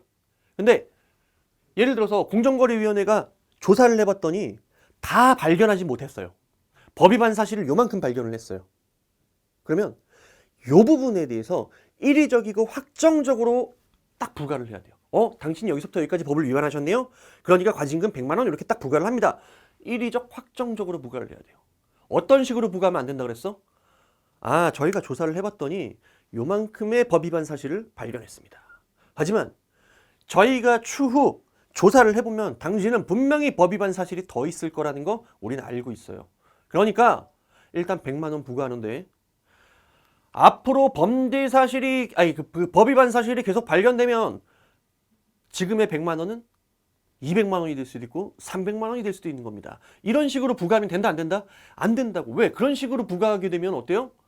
아니 조사 제대로 못 해놓고는 어떻게 되는 거야 이거 지금. 사람만 되게 불안하게 만드는 거 아니야? 예측 가능성이 떨어지고 법적 안정성도 침해된단 말이에요. 따라서 일의적이고 확정적으로, 즉 발견한 만큼 거기에 대해서 딱 확정적으로 부과를 해야 돼요. 자, 과징금은 법이 규정한 범위 내에서 그 부가처분 당시까지 부가관청이 확인한 사실을 기초로 일의적이고 확정적으로 부과를 해야 됩니다. 뭐는 안 된다. 나중에 부가금 산정 기준이 되는 새로운 자료가 나왔다. 그러면 새로운 부가처분을 할 거야. 이런 식으로 하는 거 된다 안 된다? 안 된다. 맞는지. 자, 그 다음에 과징금 부과는 일반적으로 뭐라 그랬어요? 통상 재량행위라고. 통상 재량행위예요. 그 다음에 세 번째, 과징금은 행정상 제재금이고 범죄에 대한 국가형벌권의 실행이 아니므로. 맞죠? 과징금은 형벌이 아니죠. 행정적인 제재적인 행정처분이에요. 자, 그래서 법규 위반에 대해서 벌금을 부과하면서 과징금을 부과했대요. 자, 벌금은 형벌이죠. 과징금은 형벌이 아니야. 형벌이 아니야. 자, 그러면 몇 번 처벌했어요, 여러분들? 딱 한 번 처벌한 거지 두 번 거듭해서 처벌한 게 아니죠. 자, 따라서 이는 이중처벌금지 원칙에 위반되지 않는다. 처벌은 한 번밖에 안 했으니까. 맞는 지문이야. 그러면 여러분들이 1, 2, 3번을 정확하게 알고 있으면 정답 4번 찍고 내가 뭐라 그랬어? 이러면 절대 4번을 보지 말라 그랬잖아. 4번을 보시면 안 되는 거야. 4번을 보는 순간 흔들리게 돼. 이게 힘들어. 1, 2, 3번에서 정확하게 내가 알아야 돼. 왜냐면 이거 중에 어느 하나 빈출이 아닌 게 없단 말이야. 근데 4번까지 내려가 놓고 고민하기 시작하는 사람들은 내가 그렇게 기출문제 풀면서 여러분들한테 설명했던 그 방식들을 다 어긴 거야. 물론 여러분들 탓하는 게 아니야. 내 탓도 있을 것이고. 그 다음에 어떻게 보면 여러분들에 대한 신뢰를 많이 부여하지 못한 어떤 제 책임도 있을 것이고. 그 다음에 뭐 출제자의 잘못도 있을 것이고. 그죠? 좀 조심스럽긴 한데 제발 부탁이야. 이런 빈출들은 절대 놓치지 말고 했으면 보지 말고 눈 감고 4번을 찍으세요. 4번이 뭐가 나왔냐면 부동산 실권리자 명의 등기가람 법률상 명의 신탁자에 대한 자, 원래 이 부동산 실권리자 명의 등기에 관한 법률이라는 건 뭐냐면, 야, 등기를 할 때는 실권리자 명의로 등기를 해. 왜? 여러분들 이런 거 많이 보지 않았어? 실생활에서 이런 경우를 많아요. 내 재산을 은닉하기 위해서 다른 사람 명의로 등기를 하는 경우들이 있어요. 마치 내 재산이 아닌 것처럼. 왜냐면 내가 이미 예를 들어서 뭐 종부세 같은 것도 만약에 내가 얼마만큼 그 갖고 있느냐에 따라서 세금이 얼마씩 더 불어날 수도 있잖아. 그러니까 세금을 뭐 포탈한다든지, 그죠? 조세를 포탈한다든지 여러 가지 목적, 그죠? 목적으로 다른 사람 명의로 등기를 해놓는 거야. 물론 이제 제일 흔한 건 이제 부부 사이에서 남편 명의의 부동산을 뭐 아내 명의로 한다든지 뭐 이런 것들도 있지만, 이런 거를 문제 삼는 게 아니라 어떤 경우를 문제 삼는 거야? 진짜 뭐 예를 들어서 내 친구, 내 사촌 명의로 해놓는 거, 그런 거. 그런 거를 고치기 위한 게 바로 부동산 실권리자 명의 등기에 관한 법률이에요. 근데 이제 명의 신탁자에 대한 과징금인데, 명의 신탁자라는 건 이제 명의를 맡긴 사람이에요. 명의를 맡긴, 야, 내가 이만큼 땅을 갖고 있는데 이 땅 있잖아. 내가 이거 갖고 있으면 좀 곤란하거든. 나 지금 채권자들도 너무 많고 지금 이거 어떻게 될지 몰라. 그러니까 야, 잠깐 네 명의로 좀 해줘 하면서 맡겼던 사람이 있죠. 그 사람이 명의 신탁자예요. 그럼 이 사람한테 과징금을 부과할 때 이걸 우리 판례가 재량행위로 보지 않고 기속행위로 봤다는 거야. 왜냐면 이걸 재량행위로 봐서 만약에 과징금을 부과하지 않을 수도 있다라고 한다면 이 명의 신탁을 막을 수가 없는 거예요. 이 법률이 형해가 될 수밖에 없단 말이야. 어떤 사람은 뭐 되고 어떤 사람은 과징금 받고 안 받고 이러면은, 그래서 무조건 과징금 받도록 한 거야. 그래야 어떻게 되겠어요? 실권리자로 돌려놓겠죠. 그래서 이거를 이제 기속행위로 봤어요. 근데 문제는 이게 여러분들한테 사실 어떻게 보면 죄송하기도 해. 근데 나는 여기까지는 예상을 못했어. 초판에 수록됐던 판례예요. 초판에 수록됐던 판례인데 이게 거의 15년, 20년 사이에 한 번도 출제된 적이 없어요. 근데 솔직히 여러분들 그렇잖아. 나올 만한 거 다 때려박기 시작하면 끝도 없어요. 그러다 보니까 그래도 한 10년, 15년, 20년 사이에 출제 안 된 것들은 좀 걸러내야 될 거 아니야. 그래서 최근에 이걸 걸러냈단 말이야. 근데 이게 또 출제가 돼버렸어요. 그래서 제가 좀 약간 뒤통수 맞은 기분이긴 해요. 근데 하지만 어쨌든 여러분들이 1, 2, 3번까지 보고 4번을 보지 않고 바로 정답을 찍었다면 맞출 수 있었겠죠. 그냥 어떻게 보면은 이거 참 힘들어. 그래서 저도 이제 뭐 기본서 쓸 때 어디까지 때려박아야 되지? 이런 고민들이 안 생길 수가 없을 것 같아요. 왜냐면 뭐 있는데 없고 없는데 있고 막 이러면 여러분들이 또 그죠? 근데 하지만 그렇다고 해서 내가 거기에 또 흔들릴 수는 없잖아. 그래서 많은 고민들을 하면서 또 기본서를 또 작업을 해야 되지 않을까라는 생각이 들더라고요. 어쨌든 요거는 과징금인데 예외적으로 이제 기속행위로 봤던 거예요. 보통은 통상은 재량행위예요. 근데 기속행위인 경우도 있어요. 그래서 정답은 4번이에요. 자, 그다음에 10번 갈게요. 자, 틀린 것은. 자, 요것도 내가 얼마나 강조했던 거야, 이거. 팔레트 깡부터 시작해가지고. 첫 줄 읽고 끝나야 돼요. 국가배상청구권의 소멸시효 기간이 지났어요. 자, 그러면 배상청구권의 소멸시효가 지났으니까 국가는 배상할 책임이 있어, 없어? 배상 책임이 없는 거예요, 국가는. 배상 책임이 없어요. 자, 그럼에도 불구하고 국가가 소멸시효 완성을 주장할 수 없어요. 왜? 그게 시의성실 원칙에 반하는 권리남용이 되기 때문에. 그래서 허용이 되지 않는 거예요. 야, 소멸시효 지났어! 이렇게 국가가 우길 수가 없는 거야. 소멸시효 지났는데도 불구하고. 왜? 그게 권리남용에서 허용될 수가 없거든. 이런 경우가 어떤 경우라 그랬어요? 왜? 고문 피해 같은 경우, 대표적으로. 국가가, 그냥 내가 쉽게 얘기했죠. 이 사례 막 길게 설명 안 할게요. 요 문구가 나오면 한마디로 그거야. 국가가 쓰레기인 경우. 원래 공무원이 고의 또는 중과실에 의해서 불법행위를 저질렀으면 국가가 공무원에 대해서 구상권을 행사할 수 있었단 말이야. 하지만 이 경우에는 국가가 쓰레기니까.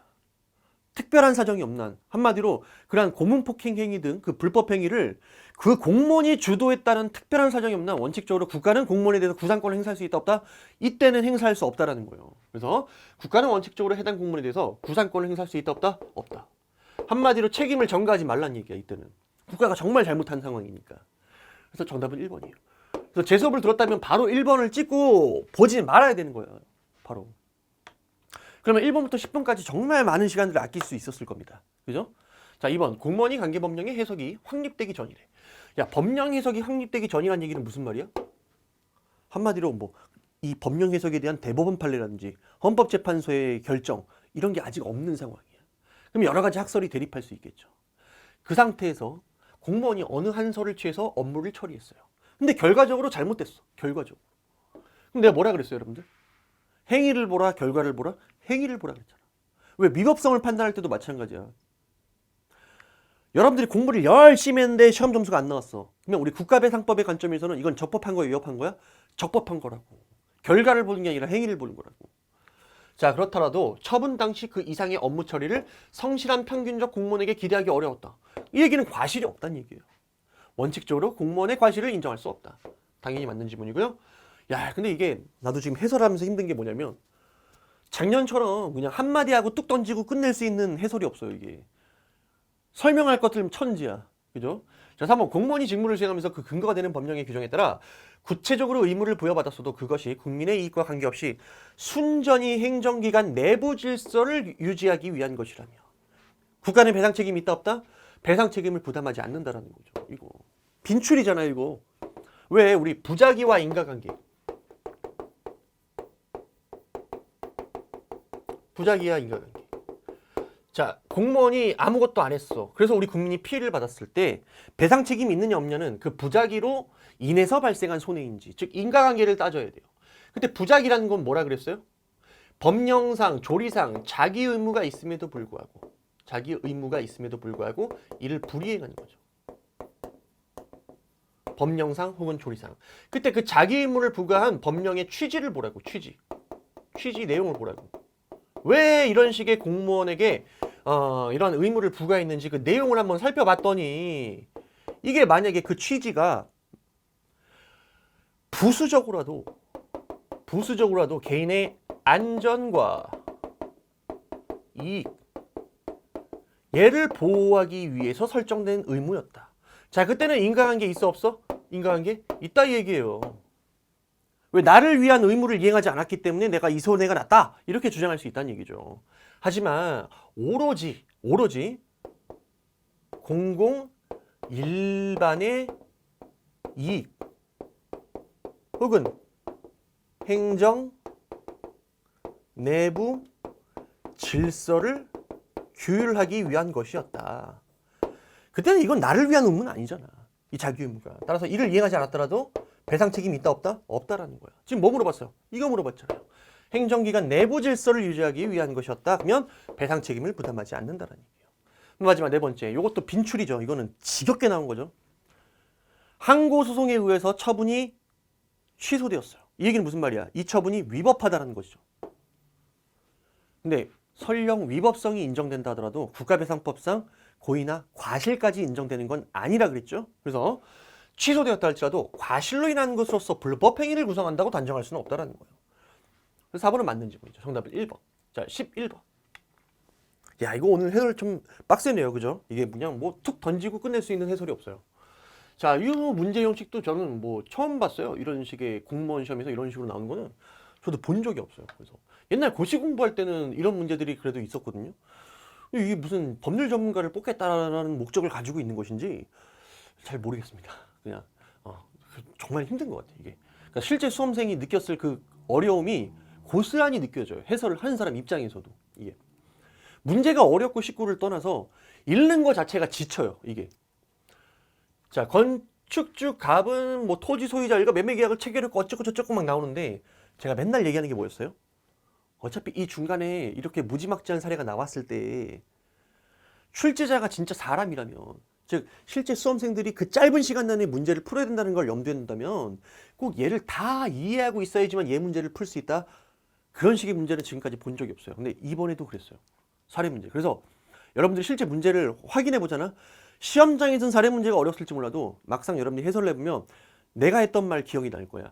사례 문제는 항상 뻔한 걸 가지고 출제를 해요. 맨날 나왔던 거, 빈출되는 거, 그거 가지고 소스를 활용하게 돼 있어요. 안 그러면 어차피 다 틀리니까 의미가 없거든. 그럼 봐봐봐 이거. 착공에 앞서 갑의 기책 사유로 해당 토지를 사용할 권리를 상실했대. 그때 을은, 자, 을은 누군데? 누군지만 보면 되죠? 토지 소유자. 토지 소유자. 토지 소유자 을은 A시장에 대해서 건축 허가의 철회를 신청할 수 있다. 야, 이걸 내가 솔직히 여러분들 내 수업 들었으면 인정하자. 이건 뭐 100번 얘기한 거잖아. 맞잖아. 이건 어느 수업이나 마찬가지였을 거예요. 물론 내 수업 들었으니까 된다 뭐 이런 얘기는 절대 아닙니다. 어느 경우나 마찬가지로 이건 너무 빈출이었을 거예요. 자, 원칙적으로 철회 신청권이 있다 없다. 행정청이 직권으로 철회할 수 있다고 해서 우리 국민에게 철회 신청권이 인정되는 건 아니다. 하지만 우리 판례가 철회 신청권을 인정하는 듯한 판례를 두 가지가 좀 특이한 판례가 있었다. 첫 번째는 뭐였어요? 건축주의 귀책 사유로 토지 사용권을 상실한 경우. 그러면 이제 토지 소유자가 나가라 그러겠죠? 토지 소유자가 그 건축 허가의 철회를 요구할 수 있는 신청권이 있었다. 첫 번째. 그 다음에 두 번째. 공사중지 명령 이후 공사중지 명령의 원인 사유가 해소된 경우에는 그 공사중지 명령의 철회 내지 해제를 요구할 수 있는 신청권이 있었다. 이 두 가지 사례는 무조건 외우고 있어야 돼. 판례가. 그 판례 아닙니까? 네, 두 번째. 자, 요거는 이제 뭐 자주 본 내용은 아니죠. 옛날 판례고 옛날에 나왔던 지문이고 제 기본서 OX에 수록되어 있는 지문이기도 합니다. 건축 허가는 뭐였어요? 대물적 성질을 가져 대물적 허가예요. 자, 그러면 인적 요소는 중요해 안 중요해? 안 중요하다 그랬잖아. 대물적 성질 같습니다. 따라서 행정청으로서는 그 허가를 할 때에 뭐만 심사해? 아, 이 사람이 토지 소유자인가? 실제 건축주인가? 이게 중요해 안 중요해? 안 중요해요. 그래서 이러한 인적 요소에 관해서는 뭐만 심사한다? 형식적 심사만 한다는 얘기야. 실제 진짜 이 사람이 토지 소유자인지 아닌지까지는 거기까지 심리하지 않는다는 얘기야. 왜? 얘는 대물적 허가거든. 그런 건 하나도 안 중요해요. 이 동네에서 건축을 할 수 있는지 없는지 그것만 보겠다 이 얘기야. 맞는 질문이죠. 자, 그 다음에 3번 보시면 봐봐. 이거 안 봤어도 이거 맞출 수 있잖아. A시장은 건축허가 당시 별다른 하자가 없었고 철회의 법적 근거가 없었으므로 철회를 할 수 없대요. 아, 이건 그냥 틀린 거지. 철회를 할 때 법적 근거 필요 있다 없다? 필요 없다고. 법적 근거 필요 없어. 그러니까 법적 근거 없으니까 철회할 수 없다는 얘기는 틀렸어요. 없다 하더라도 철회할 수 있다 이렇게 얘기를 해야 되는 거야. 그래서 정답은 3번이에요. 틀린 거. 틀린 거라 그랬잖아. 옳지 않은 거. 그죠? 자, 그 다음에 법적 근거는 필요 없어. 철회를 할 때 법적 근거는 필요 없어. 필요 없어. 하지만 기존의 우리 판례도 그렇고 행정기본법도 그렇고 반드시 뭘 하라 그랬어요? 대신 비교 형량. 철회를 통해서 달성할 수 있는 공익과 그로 인해서 있게 되는 사익 침해를 비교 형량해서 철회를 통해서 달성할 수 있는 공익이 그로 인한 사익 침해를 정당화할 수 있을 만큼 강한 경우에 한해서 철회권 행사가 허용된다. 그죠? 그거 비교 형량하라는 얘기예요, 이거는. 네 번째. 이거는 빈출이죠. 그래서 이거는 절대 틀리면 안 돼요. 그리고 항상 얘기했던 거 기억하셔야 돼요. 여기 읽으면서 내가 안 된다 그럼 빨리 내려오라고. 자, 그다음에 12번. 다음 사례에 대한 설명. 아, 이거 계속 읽어볼게요. 틀린 거 보려고 그랬어요. 자, 요 사례는 조금 어려워요. 이게 뭐냐면 위헌 결정의 소급표와 관련된 거예요. 위헌 결정의 소급표. 원래 법률에 대한 헌법재판소의 위헌 결정이 있으면 이 위헌 결정의 효력은 장래효를 갖습니다. 장래효를 갖는데 무조건 장래효를 갖는다라고 하게 되면 애초에 그 위헌 결정된 법률과 관련된 소송을 제기했던 사람들 있죠. 그 사람들의 권리 구제가 안 된단 말이야. 왜냐하면 소송을 제기했다는 얘기는 과거 사건에 대해서 소송을 제기한 거잖아. 근데 이때 위헌 결정이 났을 때 그 과거를 규율하지 않게 되면 권리 구제가 안 되죠. 그 과거 사건에 그 근거 법령이 유효하다면 재판의 당사자가 권리 구제가 안 된단 말이야. 그래서 예외적으로 위헌 결정에 소급표가 미치는 경우들이 있단 말이에요. 그죠? 그래서 요게 국가직하고 지방직에서 구급시험 같은 경우 돌아가면서 최근 20년 동안 10년에 한 번씩 출제됐어요. 지방직에서 한 번 출제되고 국가직에서 한 번 출제됐어요. 한마디로 10년 단위로 한 번씩 출제됐기 때문에 저도 그걸 고려할 수밖에 없었고 저 같은 경우에는 기본서에 참고사항으로 이 부분을 정리를 했었어요. 그리고 제가 이제 솔직히 말씀드리면 이거를 뭐 많이 자주 설명했다고 얘기할 수는 없어요. 그래서 제가 그 판례 특강 할 때 한번 설명을 드리고 그 다음에 두 번째는 기출 강의할 때 그 국가직 지방직 그 문제 하나씩 나왔던 거 그거 나오는 거 소개하면서 그 두 문제와 관련해서 제가 소개를 해드렸던 적이 있습니다. 그러다 보니까 아마 여러분들이 이 문제가 나왔을 때 쉽지 않았을 것이다 라는 생각은 듭니다. 하지만 제가 한 가지 팁은 드렸어요. 무슨 팁을 드렸냐면 위헌 결정에 소급표가 미치는 범위와 관련해 가지고 요놈이 일단 소송을 제기했는지를 보라고. 그러니까 찍는 방법을 알려드렸잖아. 위헌 결정되기 이전부터 이미 소송이 계속 중인 사람들 같은 경우에는 권리구제를 받아야 될 거 아니야. 그럼 위헌 결정이 소급표가 미쳐야 권리구제 받을 거 아니야. 생각을 해봐. 예를 들어 형사범죄를 가지고 한번 생각을 해보세요. 내가 과거에 관통행위를 했어. 관통죄로 형사법원에 기소가 됐어요. 근데 내가 억울하니까 뭐라 그래? 이거 재판장님, 이 간통죄 규정은 헌법상 성적 자기결정권을 침해하니까 이거 헌법에 위반되는 거 아닙니까? 그러니까 이제 법원이 헌법재판소에다 이제 위헌 제청을 한 거야. 위헌 제청을 한 거야. 근데 헌법재판소가 봤더니 맞네. 이거 성적 자기결정권을 침해하네. 그러면서 간통죄 규정을 날려버렸어요. 자, 근데 만약에 이 위헌 결정의 효력이 장래효만 갖는다라고 한다면 지금 그 형사법원에 있는 그 피고인 있죠. 피고인은 유죄야. 그냥 왜? 과거에 그 법령은 위헌 결정에도 불구하고 유효하단 말이야. 그럼 내가 행위는 과거에 했잖아. 설령 나중에 위헌 결정이 났다 하더라도 어때요? 나는 그 당시에 범죄 행위를 저질렀던 거야. 유죄야. 뭔가 억울하지 않아? 그죠? 그래서 이렇게 기억하라고 그랬어요. 소송 제기했던 거. 그 위헌 결정 당시 소송을 제기했던 사람들은 권리 구제를 받아야 된다. 그래서 위헌 결정이 소급표가 미쳐야 된다. 이런 얘기를 한 적이 있었습니다. 조금 더 깊게 들어가보면 자, 위헌 제청을 했던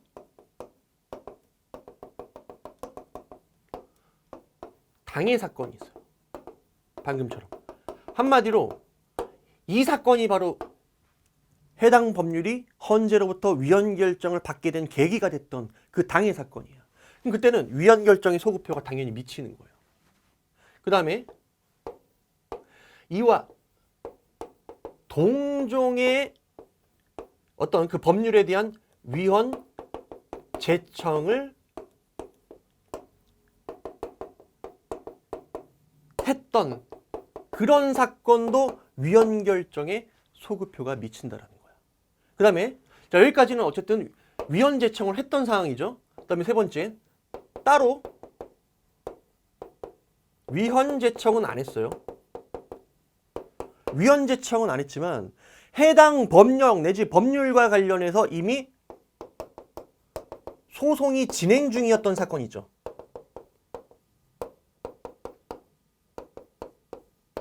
자, 이걸 이제 병행 사건이라 그래요. 자, 이런 경우에도 위헌 결정에 그 소급표가 미친다 안 미친다?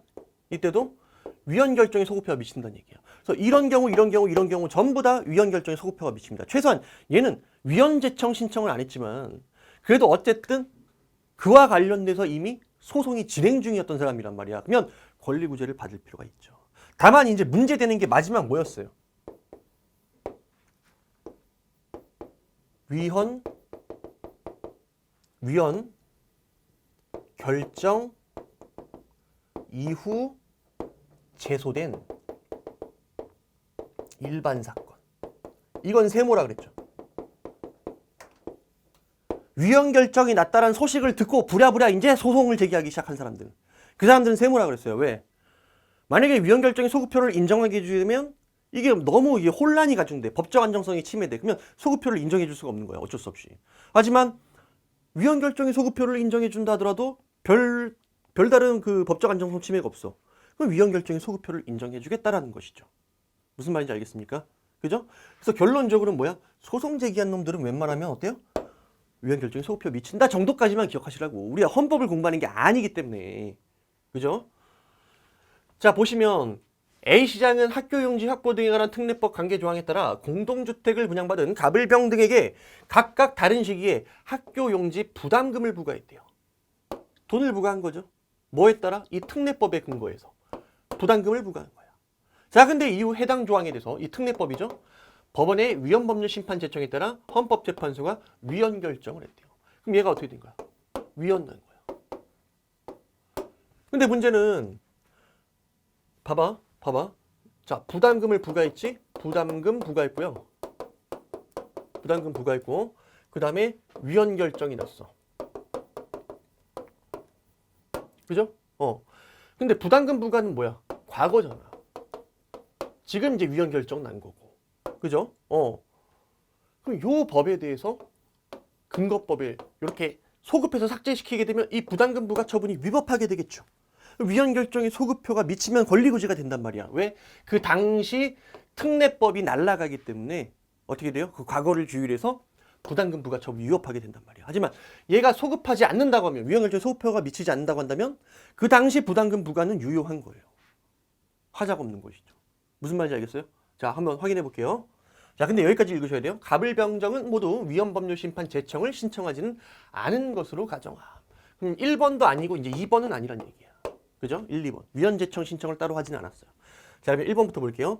갑이 부담금을 납부했고 부담금 부과 처분에 불가증력이 발생한 상태라면 해당 조항이 위헌으로 결정되더라도 이미 납부한 부담금을 반환받을 수 없다. 어떻습니까? 어떻습니까? 맞는 지문이죠. 맞는 지문이야. 부담금 부과 처분의 효력이 없어야 내가 낸 부담금을 돌려달라고 얘기할 수가 있는 거야. 근데 문제는 부담금 부과 처분에 불가증력이 발생했다는 얘기는 얘가 당연무효가 아닌 한 뭐가 불가능해? 취소가 불가능한 거야 지금. 쟁송을 통한 쟁송 취소가 불가능한 거야. 쟁송 취소가 불가능하다는 얘기는 무슨 말이야? 내가 낸 세금을 돌려달라고 얘기할 수가 없는 거야. 왜? 유효하니까. 부담금 부과 처분이 유효하기 때문이죠. 그죠?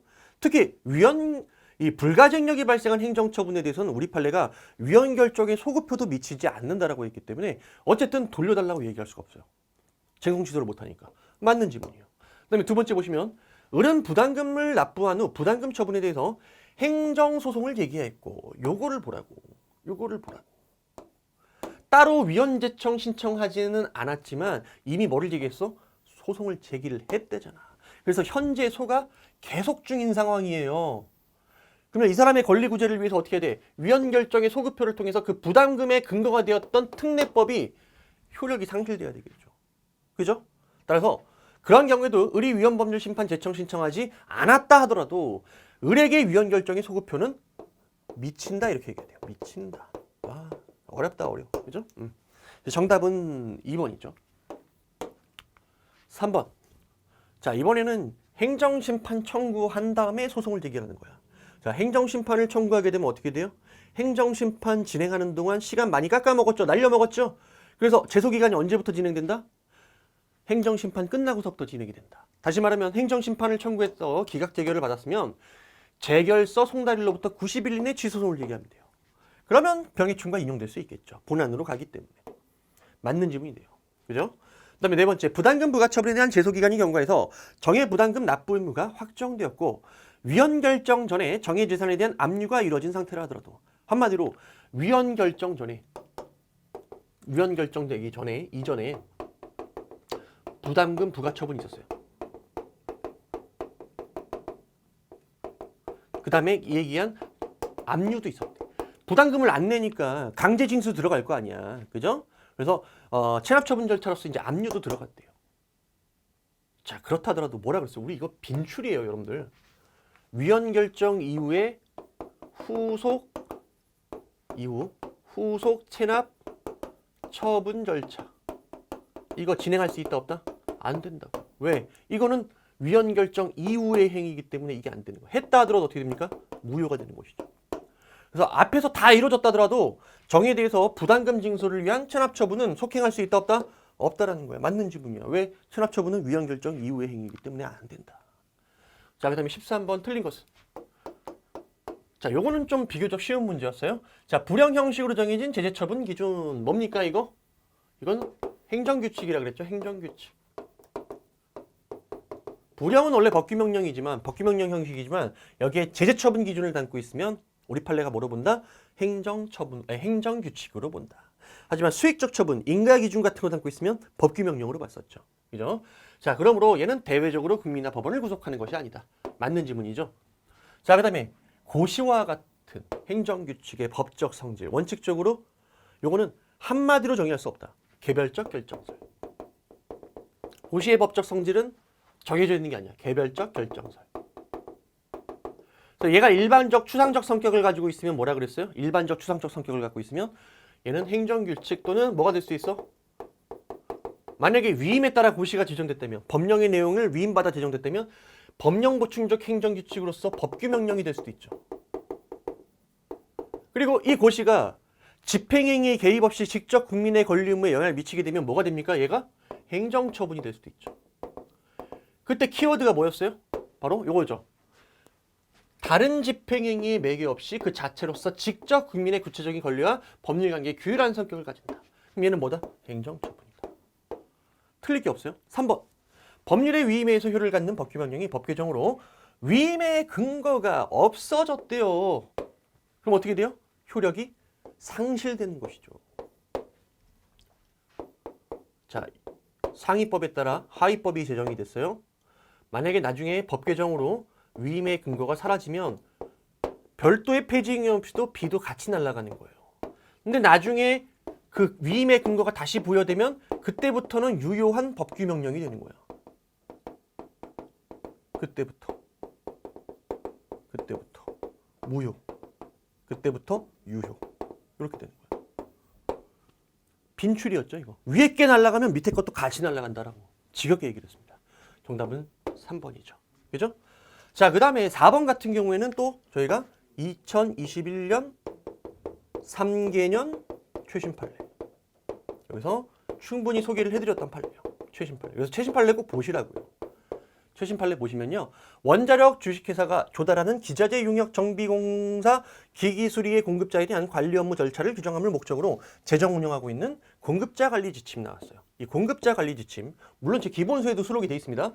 자, 공급자 관리 지침 중 등록 취소 및 그에 따른 일정 기간의 거래 조치에 관한 규정입니다. 이게 거래 제한 조치라는 건 불이익한 조치잖아. 근데 상위법이 예정하는 거는 2년 이하였어요. 근데 지들이 만든 이 공급자 관리 지침에 10년까지 제한할 수 있도록 법을 규정한 거예요. 그럼 어떻게 됩니까, 이거는? 상위법에 위임 없이, 그죠? 지 맘대로 정한 거랑 똑같은 거 아닙니까? 왜 상위법이 2년까지였다니까? 자, 그래서 상위 법령에 구체적 위임 없이 정한 것이어서 대외적 구속력이 있다 없다? 없다. 행정규칙에 불과하다. 위임 범위를 벗어났기 때문이에요. 그죠? 위임 없이 제정된 건 뭐라 그랬어요? 행정규칙에 불과하다. 그죠? 오케이. 자, 14번 보시면 구체적인 계획을 입안함에 있어서 지침이 되거나 특정 사항의 기본 방향을 제시하는 행정계획입니다. 지침이나 기본 방향. 이게 뭐였어요? 야, 우리 한번 4대강 한번 잘 살려보자. 야, 우리 도시계획 한번 만들어보자. 대표적으로 뭐가 있었어요? 도시기본계획. 지겹게 나왔던 거죠. 이거 행정처분이다 아니다? 행정처분 아니다. 왜? 직접적인 구속력이 없는 거야. 법적 구속력이 없어요. 그죠? 그래서 행정처분에 해당하지 않는다. 맞는 지문이죠. 그럼 정답은 1번이에요. 자, 그 다음에 2번. 자, 2번은 정말 기본기죠. 기본기고요. 심지어 제 그 기본서 있죠. 그 기본 강의에서 제가 여러분들한테 나눠줬던 그 요약 몇 문제였지? 제가 그 100문제인가 200문제 나눠드렸잖아요. 그 문제에도 이게 그대로 수록돼 있었죠. 그죠? 공법상 계약이 나왔어요. 근데 얘가 법을 위반해서 하자가 있어. 그럼 뭐라 그랬어? 무효야. 일반적으로. 이게 다수설이에요. 계약이 법에 위반되면 무효예요. 행정처분이 법에 위반되면 중대명백설에 따라 취소 사유일 수도 있고 무효일 수도 있죠. 근데 공법상 계약은 뭐야? 하자가 있으면 그냥 무효예요. 그러니까 중대명백설을 들이대는 건 어디다 들이대는 거예요? 행정처분. 계약이 아니라. 그래서 그 하자가 중대하고 명백한 것이 아니면 취소할 수 있는 하자. 뭐 이런 식으로 얘기를 하는데 틀린 질문이죠. 그다음에 지도 근거 조언 등의 행정지도입니다. 자, 행정지도는 뭐라 그랬어? 비권력적 사실행위. 비권력적 사실행위. 그럼 법적 근거 필요합니다, 안 필요하다? 안 필요하죠. 필요하지 않다라는 거예요. 법적 근거 필요하지 않습니다. 자, 그다음에 항고소송의 대상이 되는 처분이 아니다? 항고소송의 대상이 아니야. 처분이 아니죠. 비권력적 사실행위예요. 3번 틀렸고요. 자, 네 번째 이거 지겹죠. 무슨 법률에 따라 누가 당사자가 되어 체결하는 이른바 공공계약. 무슨 계약? 사법상 계약이라고 했어요. 그죠? 사법상 계약. 그러니까 얘는 행정법원의 관할이 아니라 뭐야? 민사법원이죠. 민사소송. 지겹게 나온 거예요. 그래서 4번도 X. 정답은 1번입니다. 15번. 행정절차법상. 이거 기본기 그대로 묻고 있어요. 행정절차법상 처분의 사전 통지 및 의견 제출 절차. 자, 여러분들 의견 제출 기회는 왜 주는 거야? 의견 제출 기회는 상대방의 얘기를 들어보려고. 왜냐면 행정청도 실수할 수 있잖아. 예를 들어서 담배를 팔았다고, 청소년한테 담배를 팔았다고 영업정지를 하고 싶어. 근데 진짜 담배를 안 팔았을 수도 있죠. 그러니까 그 영업주의 얘기도 한번 들어봐야 되겠지. 얘기를 들어보면서 너 진짜 담배 안 팔았니? 그럼 담배 안 팔았다는 증거라도 한번 제출을 해봐. 이런 식의 얘기도 듣고 증거를 제출할 수 있는 과정들을 거쳐야지 어때요? 영업정지 처분이 되게 적정하게 이루어질 수 있겠죠. 이게 바로 의견 제출이야. 그럼 사전통지는 왜 하는 거야? 의견 제출을 위해서, 의견 제출할 기회를 주기 위해서 미리 알려주는 거죠. 곧바로 처분해버리면 안 되잖아. 미리 알려주고 얘기 들어보고 처분하라 이 얘기야. 그때 사전통지 및 의견 청취 절차 생략 사유는 여러분들이 반드시 기억하고 있어야 돼요. 자, 법령에서 요구된 자격이 없거나 없어지게 되면 반드시 일정한 처분을 해야 되는 경우입니다. 자, 그러면 얘기를 들어볼 필요 있나? 봐봐, 영업정지하려고 하는데 담배 안 팔았대. 증거도 제출했어. 그러면 시장 입장에서 이러는 거죠. 행정청 입장에서. 야, 난 내가 착하겠네. 미안해. 영업정지 할 뻔했다. 네 말 다 맞네. 오케이, 영업정지 안 할게. 자, 이런 식으로 얘기를 들어봤더니 다른 처분을 할 수도 있을 때 얘기를 들어보는 거야. 근데 어차피 반드시 일정한 처분을 해야 되는데 얘기를 들어보면 뭐예요? 들어봐봐요. 어차피 일정한 처분을 할 건데. 바로 이게 사전통지 및 의견 제출기의 생략 사유였죠. 한마디로 사전통지를 생략할 수 있다. 이거 맞는 질문이에요. 한마디로 사전통지 생략 사유 3가지, 의견 청취 절차 생략 사유 4가지, 이거는 반드시 이해하고 외우고 있어야 돼요. 자, 두 번째, 행정청의 처분으로 의무가 부과되거나 권익이 제한되는 경우라도 당사자가 의견 진술 기회를 명백히 포기한다는 뜻을 명백히 표시했다. 그럼 이게 바로 의견 청취 절차 생략 사유, 4번째 사유, 마지막 사유 아닙니까? 그죠? 의견 청취를 생략할 수 있다. 맞는 질문이죠. 상대방이 얘기 안 하겠다는데 뭐 굳이 들어볼 필요 있어요? 자, 그다음에 요것도 우리 공무원의 인사관계 법령에 관한 사항이 우리 행정절차법에 보면 행정절차법 적용 배제 사항으로 규정하고 있어요. 하지만 공무원 인사관계에 관한 법령에 관한 사항이라고 해서 무조건 절차법 적용이 배제됩니까? 그건 아니죠. 어떤 경우에만. 그 중에서도 처분의 성질상 행정절차를 거치기 곤란하거나 이에 준하는 절차를 이미 거친 것으로 인정되는 경우에만 행정절차법 적용이 배제된다. 자, 그러면 공무원 인사관계 법령에 관한 사항 중 행정절차법이 적용이 배제되는 거 기억하시면 돼요. 적용이 배제되는 게 첫 번째 뭐가 있었어? 진짜 중요한 거. 이거 하나 기억하면 돼. 직위해제. 그 다음에 최근에 물어본 것 중에서 거의 이제 직위해제만 99% 물어봤거든요. 주구장창 이것만 물어보다가 최근에 하나 등장한 게 있었지. 뭐가 있었냐면 군 인사법상의 보직해임. 요 2가지 기억하시면 돼요. 최근에 한번 나온 적이 있어요. 요 2가지 정도만 기억하시면 돼요.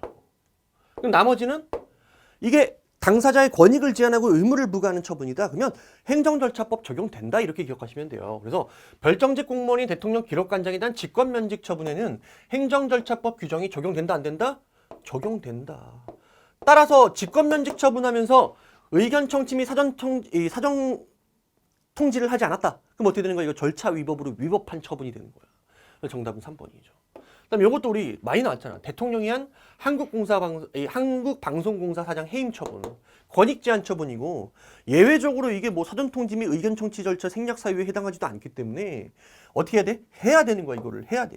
근데 안 했으면 어떻게 돼요? 이건 위법한 거죠. 맞는 질문이야. 자, 그래서 정답은 3번이 됩니다. 그다음에 16번. 자, 이것도 이제 최근에 제가 이제 동형모의고사 할 때도 한번 설명을 드렸어요. 이게 올해 국회 8급에서도 요걸 한번 물어봤거든요. 1번 지문 같은 거. 원래 사증 발급 거부 처분 여기에 대해서 외국인에게 소송을 제기할 수 있는 원고 적격이 있느냐와 관련해서 원칙적으로 이건 없는 거예요. 원칙. 없는 거예요. 왜? 대한민국과의 실질적 관련성이 없기 때문이죠. 그러니까 예를 들어서 외국인이라는 게 그렇잖아요. 체류 자격 변경 불허가 처분하는지 기하 불허가 처분, 강제 퇴거 명령을 받은 외국인, 이런 사람들은 나름대로 한국에서 살면서 이해관계를 가져왔잖아. 그렇기 때문에 원고 적격을 인정을 했었죠. 하지만 사증 발급은 외국에서 비자 발급을 신청한 거기 때문에 대부분은 어때요? 대한민국과의 실질적 관련성이 없기 때문에 원고 적격이 없는 거예요. 하지만 대한민국과의 실질적 관련성이 있는 경우라면 예를 들어서 뭐 오랜 기간 동안 대한민국에서 거주했던 사람이었어. 재외동포처럼, 그죠? 자, 유승준 같은 그런 사람들 있죠. 이런 사람들처럼 과거에 오랜 기간 살아왔던 대한민국과 어느 정도의 어떤 관련성을 맺어온 사람 같은 경우에는 예외적으로 인정될 수 있는 거야. 그래서 대한민국에서 출생해서 오랜 기간 대한민국을 국적을 보유하면서 대한민국 이런 재외동포, 거주해서 재외동포 이런 사람들은 요 2번 여기에 해당되겠죠. 그래서 사증 발급 거부 처분에 취소를 구할 법률상의 이익이 있다. 그 다음에 2번이 너무 민출이죠. 소방청장. 소방청장은 뭡니까? 원래 국가기관이잖아. 국가기관에 불과하지만 예외적으로 원고 적격을 인정했던 사례가 있었어요. 이 조치 요구에 대해서. 누구? 첫 번째 소방청장, 두 번째는 시도선거관리위원회 위원장. 두 가지 외우더라고. 당사장령 및 원고 적격을 인정했던 사안이었죠. 그래서 자 2번이 틀렸습니다. 정답은 2번. 자, 그 다음에 3번. 자, 3번은 저도 못 보던 판례예요. 보기 힘든 판례예요. 그럼 4번으로 넘어가 볼게요. 피해자 의사와 무관하게 주민등록번호가 유출됐습니다. 이거 지겹게 나왔죠. 2017년도 이 판례 나고서부터 계속 나왔어요. 이 조리상 주민등록 번호의 변경을 요구할 신청권을 인정함이 타당하다. 따라서 그에 대한 거부는 뭐가 돼요? 거부 처분이 되고 부작위하면 부작위가 되는 거예요. 그러면 정답은 어쨌든 2번이고요. 자, 3번 보시면 임용지원자가 특별채용 대상자로 자격을 갖추고 있고 유사한 지위에 있는 자에 대해서 정규교사로 특별채용한 전례가 있다더라도 교사로서의 특별채용까지 요구할 수 있는 법규상 조리상 권리가 있다 없다? 없다. 자, 일반적인 임용신청권이 아니라 이건 특별채용이기 때문에 여기서는 특별채용 신청권을 부정했다 정도로만 파악하고 넘어가시면 되겠습니다. 자, 그 다음에 17번 즉시강제 물어봤어요. 자, 즉시강제 핵심이 뭐야? 이거는 급박할 때 하는 거야. 급박할 때. 그러다 보니까 의무를 부과합니까? 안 하죠. 의무 부과 없이 그냥 곧바로 즉시에 상대방의 신체, 재산 이런 거에 물리력을 행사하는 거. 그죠? 이런 것들을 우리가 즉시강제라고 얘기를 합니다. 자, 즉시강제는 권력적 사실행위도 해당되기 때문에 항고소송의 대상이 되는 행정처분이 될 수 있고요. 과거의 의무 위반에 대해서 가해지는 제재입니까? 아니죠. 아니죠. 얘가 행정벌이야? 이거 행정벌 아니야. 행정벌 아니에요, 얘는. 그럼 과거 의무벌에 대한 제재가 뭔데? 이거 행정벌이란 말이야. 틀린 질문이죠. 과태료, 그 다음에 행정형벌. 이 두 가지만 떠올리셔야 돼요. 과거 위반에 대한 제재. 그 다음에 디귿.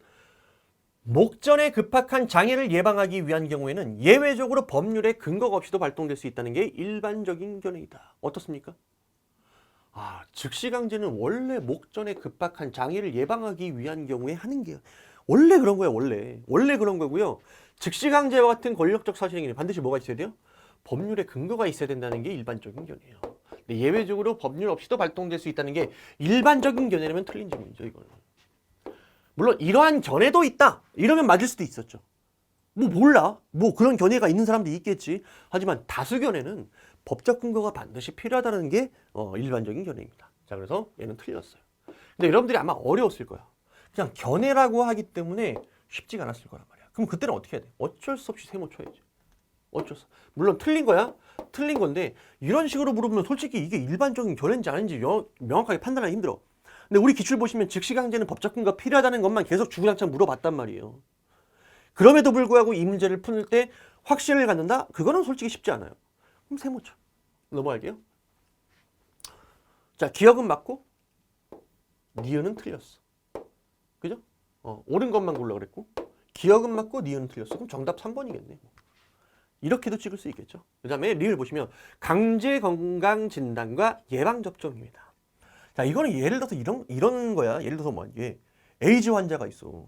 에이즈 환자가 있는데 이 사람이 막 도망 다니는 거야. 자기 어떤 그런 거 사실을 다 숨기고. 그때 어떻게 해? 강제적으로 확인하기 위해서 강제 건강 진단 이런 거 해야 될 거 아닙니까? 그죠? 이런 거 위급할 때 하는 즉시 강제가 될 수 있을 겁니다. 자, 그리고 이거는 어때요? 사람에 대한 거지 대물적인 게 아니죠? 그래서 대인적 강제 수단이다. 그럼 당연히 맞겠지 뭐. 그죠? 그다음에 미음. 위법한 즉시 강제 작용으로 손해를 입은 자. 자, 그때 국가나 지자체를 상대로 국가 배상을 청구할 수 있다. 당연한 거 아닙니까, 이건 당연한 거죠. 그죠? 우리 행정지도와 같은 비권력적 사실행위도 어떻습니까? 국가배상법 2조의 직무행위에 해당하잖아요. 그럼 당연히 권력작용은 당연히 들어가는 것이죠. 그죠? 오케이.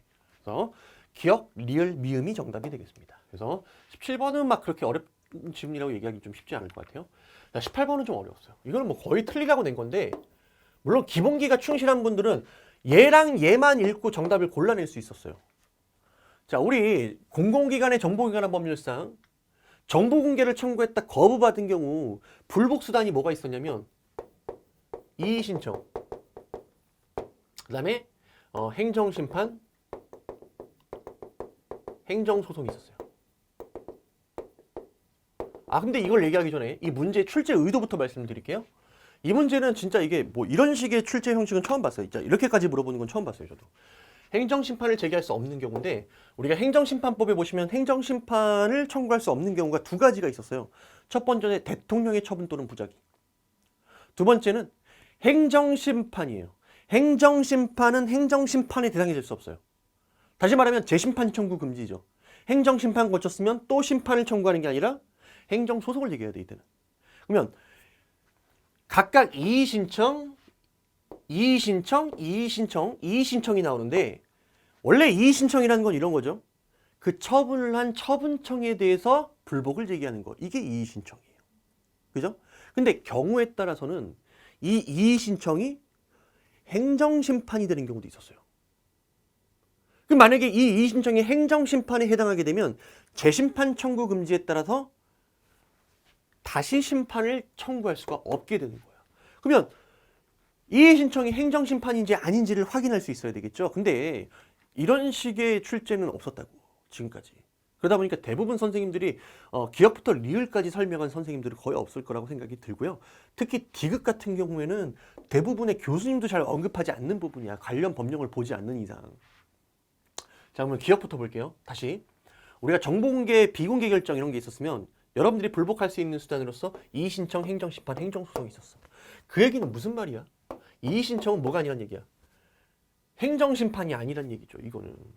이거는 행정심판이 아니에요. 한마디로 다시 심판 청구하는 거 된다 안 된다? 이건 되는 거예요. 이 이의신청이 행정심판이 아니기 때문에. 그 다음에 두 번째 보세요. 두 번째.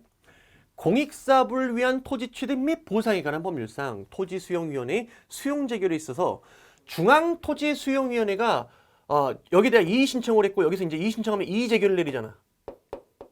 이거 뭐였어요? 이게 특별행정심판이잖아요. 이것도 행정심판이에요. 그래서 수용재결에 불복하면 다시 중앙토지수용위원회 이의신청하고 중앙토지수용위원회에서 이의재결을 내려요. 그럼 얘는 행정심판이란 말이야. 그러면 다시 심판 청구할 수 있어, 없어?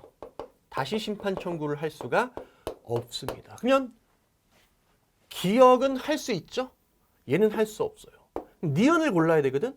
그러면 기억은 할 수 있고 니은을 할 수 없다고 할 때 여러분들이, 제가 지금 뭐 PPT를 하다 보니까 밑에 그 보기를 안 적어놨는데, 보기를 보시면 이 두 가지 OX만 해갖고 정답을 고를 수 있느냐? 있습니다. 일단 기억이 들어가는 거 걸러내요. 기억이 들어가는 거 걸러낸 다음에 니은이 들어가는 걸 찾으면요, 정답이 하나밖에 없어요. 그것만 골라내시면 되겠습니다. 그죠? 나머지 디귿 리을은 이거 뭐 다 어떻게 알아, 맨날 다 어떻게 알아. 자, 디귿 보시면 난민 불인정 결정에 대해서 법무부 장관에게 이의 신청을 했대요. 자, 그때 우리 난민법에 보시면 이의 신청을 거쳤으면 행정 심판을 청구할 수 없도록 하고 있어요. 다시 말하면 여기서의 이의 신청은 뭐가 된다? 행정 심판이 돼요. 따라서 다시 심판 청구를 할 수가 없습니다. 가볍게 보고 넘어가세요. 뭐 어떻게 달아. 리얼, 이것도 마찬가지예요. 민원 처리에 관한 법률상 법정 민원에 대한 행정기관장의 거부 처분에 대해서 행정기관장에게 이의 신청을 했대요. 이 민원 처리에 관한 법률상. 그때 이 이의 신청은 뭐가 아니다? 얘는 또 행정심판이 아니에요. 말 그대로 이의 신청이에요. 따라서 요거는 뭐다? 다시 심판을 청구할 수 있습니다. 자, 이렇게 정리해 두시고 실질적으로 기억 니은만 정확하게 파악하고 계셨으면 여러분들이 정답을 고를 수는 있었다. 하지만 그렇다고 해서 이 문제가 쉽지는 않았다. 결코 쉽지 않았다. 거의 뭐 틀리라고 낸 수준이라고 보시면 되겠고요. 만약에 기억 니은만 가지고 정답을 찾아내신 분이 있다면 그분들은 정말 지금까지 공부 제대로 한 거예요. 그다음에 이제 나머지 사례 문제 2개 나왔습니다. 자, 19번. 자, 옳은 것은 둘 다 19번, 20번 옳은 걸 골라 그랬어요. 자, 문제를 쭉 읽어보시면 협의가 성립이 안 돼서 관할 토지 수용위원회에 재결을 신청했고요. 여기서 이제 수용 재결을 받았대요. 수용 재결을 받았대요. 자, 이 상황에서 이제 문제를 푸시면 돼요. 실질적으로 이건 사례가 아니죠. 그냥 따지고 보면. 그죠? 갑이 수용 재결에 대해서 이의 신청을 제기했다면 사업의 진행 및 토지 수용 또는 사용을 정지시키는 효력이 있다. 어때요? 여기서 말하는 이의 신청은 행정심판 청구죠. 행정심판을 청구했을 때 요 공익사업을 위한 토지 취득 및 보상액을 법률에서도요. 집행 부정지의 원칙을 규정하고 있어요. 우리 기본서에도 잘 나와 있으니까 확인해서요. 법조문. 집행 부정지 원칙이야. 행정심판을 제기를 해도요. 뭐 아니라고? 그 처분의 효력이나 집행이 정지되는 효력이 없어요. 즉 다시 말하면 사업의 진행 및 토지 수용을 정지시키는 효력이 없다라는 얘기예요. 이게 바로 집행 부정지 원칙이에요. 원칙적으로 전부 다 거의 대부분 다 집행 부정지가 원칙이에요. 소송 제기도 집행 부정지가 원칙이야. 그럼 뭐 하나? 예외 하나만 기억해놔. 예외. 뭐가 있었어? 독특한 게 있었잖아. 어디? 질서위반의 규제법상의 과태료 재판. 과태료 재판은 법원이 무슨 형식으로? 결정 형식으로 하게 됩니다. 법원의 결정에 대한 불복을 우리가 뭐라고 합니까? 우리가 즉시항고라고 하죠. 즉시항고를 하게 되면요. 이 즉시항고에는 무슨 효과가 있었다? 과태료 재판 결정의 집행을 정지하는 효력이 있었다. 요거 기억하시면 돼요. 얘가 예외야. 그럼 나머지는 전부 다 뭐로 가시면 돼요? 집행부정지 원칙. 아시겠죠? 그래서 자 1번은 틀렸습니다. 자, 그 다음에 2번, 3번. 이것도 우리의 기본서에서 잘 여러분들한테 정리를 해드렸던 부분이었죠. 자, 관할토지수용위원회에서 관할토지수용위에서 수용재결을 내려요. 수용재결을 내렸어요. 그죠? 오케이. 자, 그때 이 수용재결은 어떤 의미를 갖고 있느냐? 이거는 첫 번째, 수용 여부를 결정해요. 네 땅 우리가 공익사업을 위해서 좀 가져갈게. 두 번째는 수용 보상금을 결정하는 거야.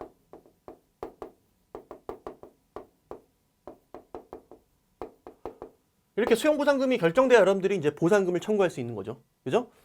자, 그때 만약에 여러분들이 수용 여부에 대해서 불복이 있어. 왜 내 땅 가져가냐?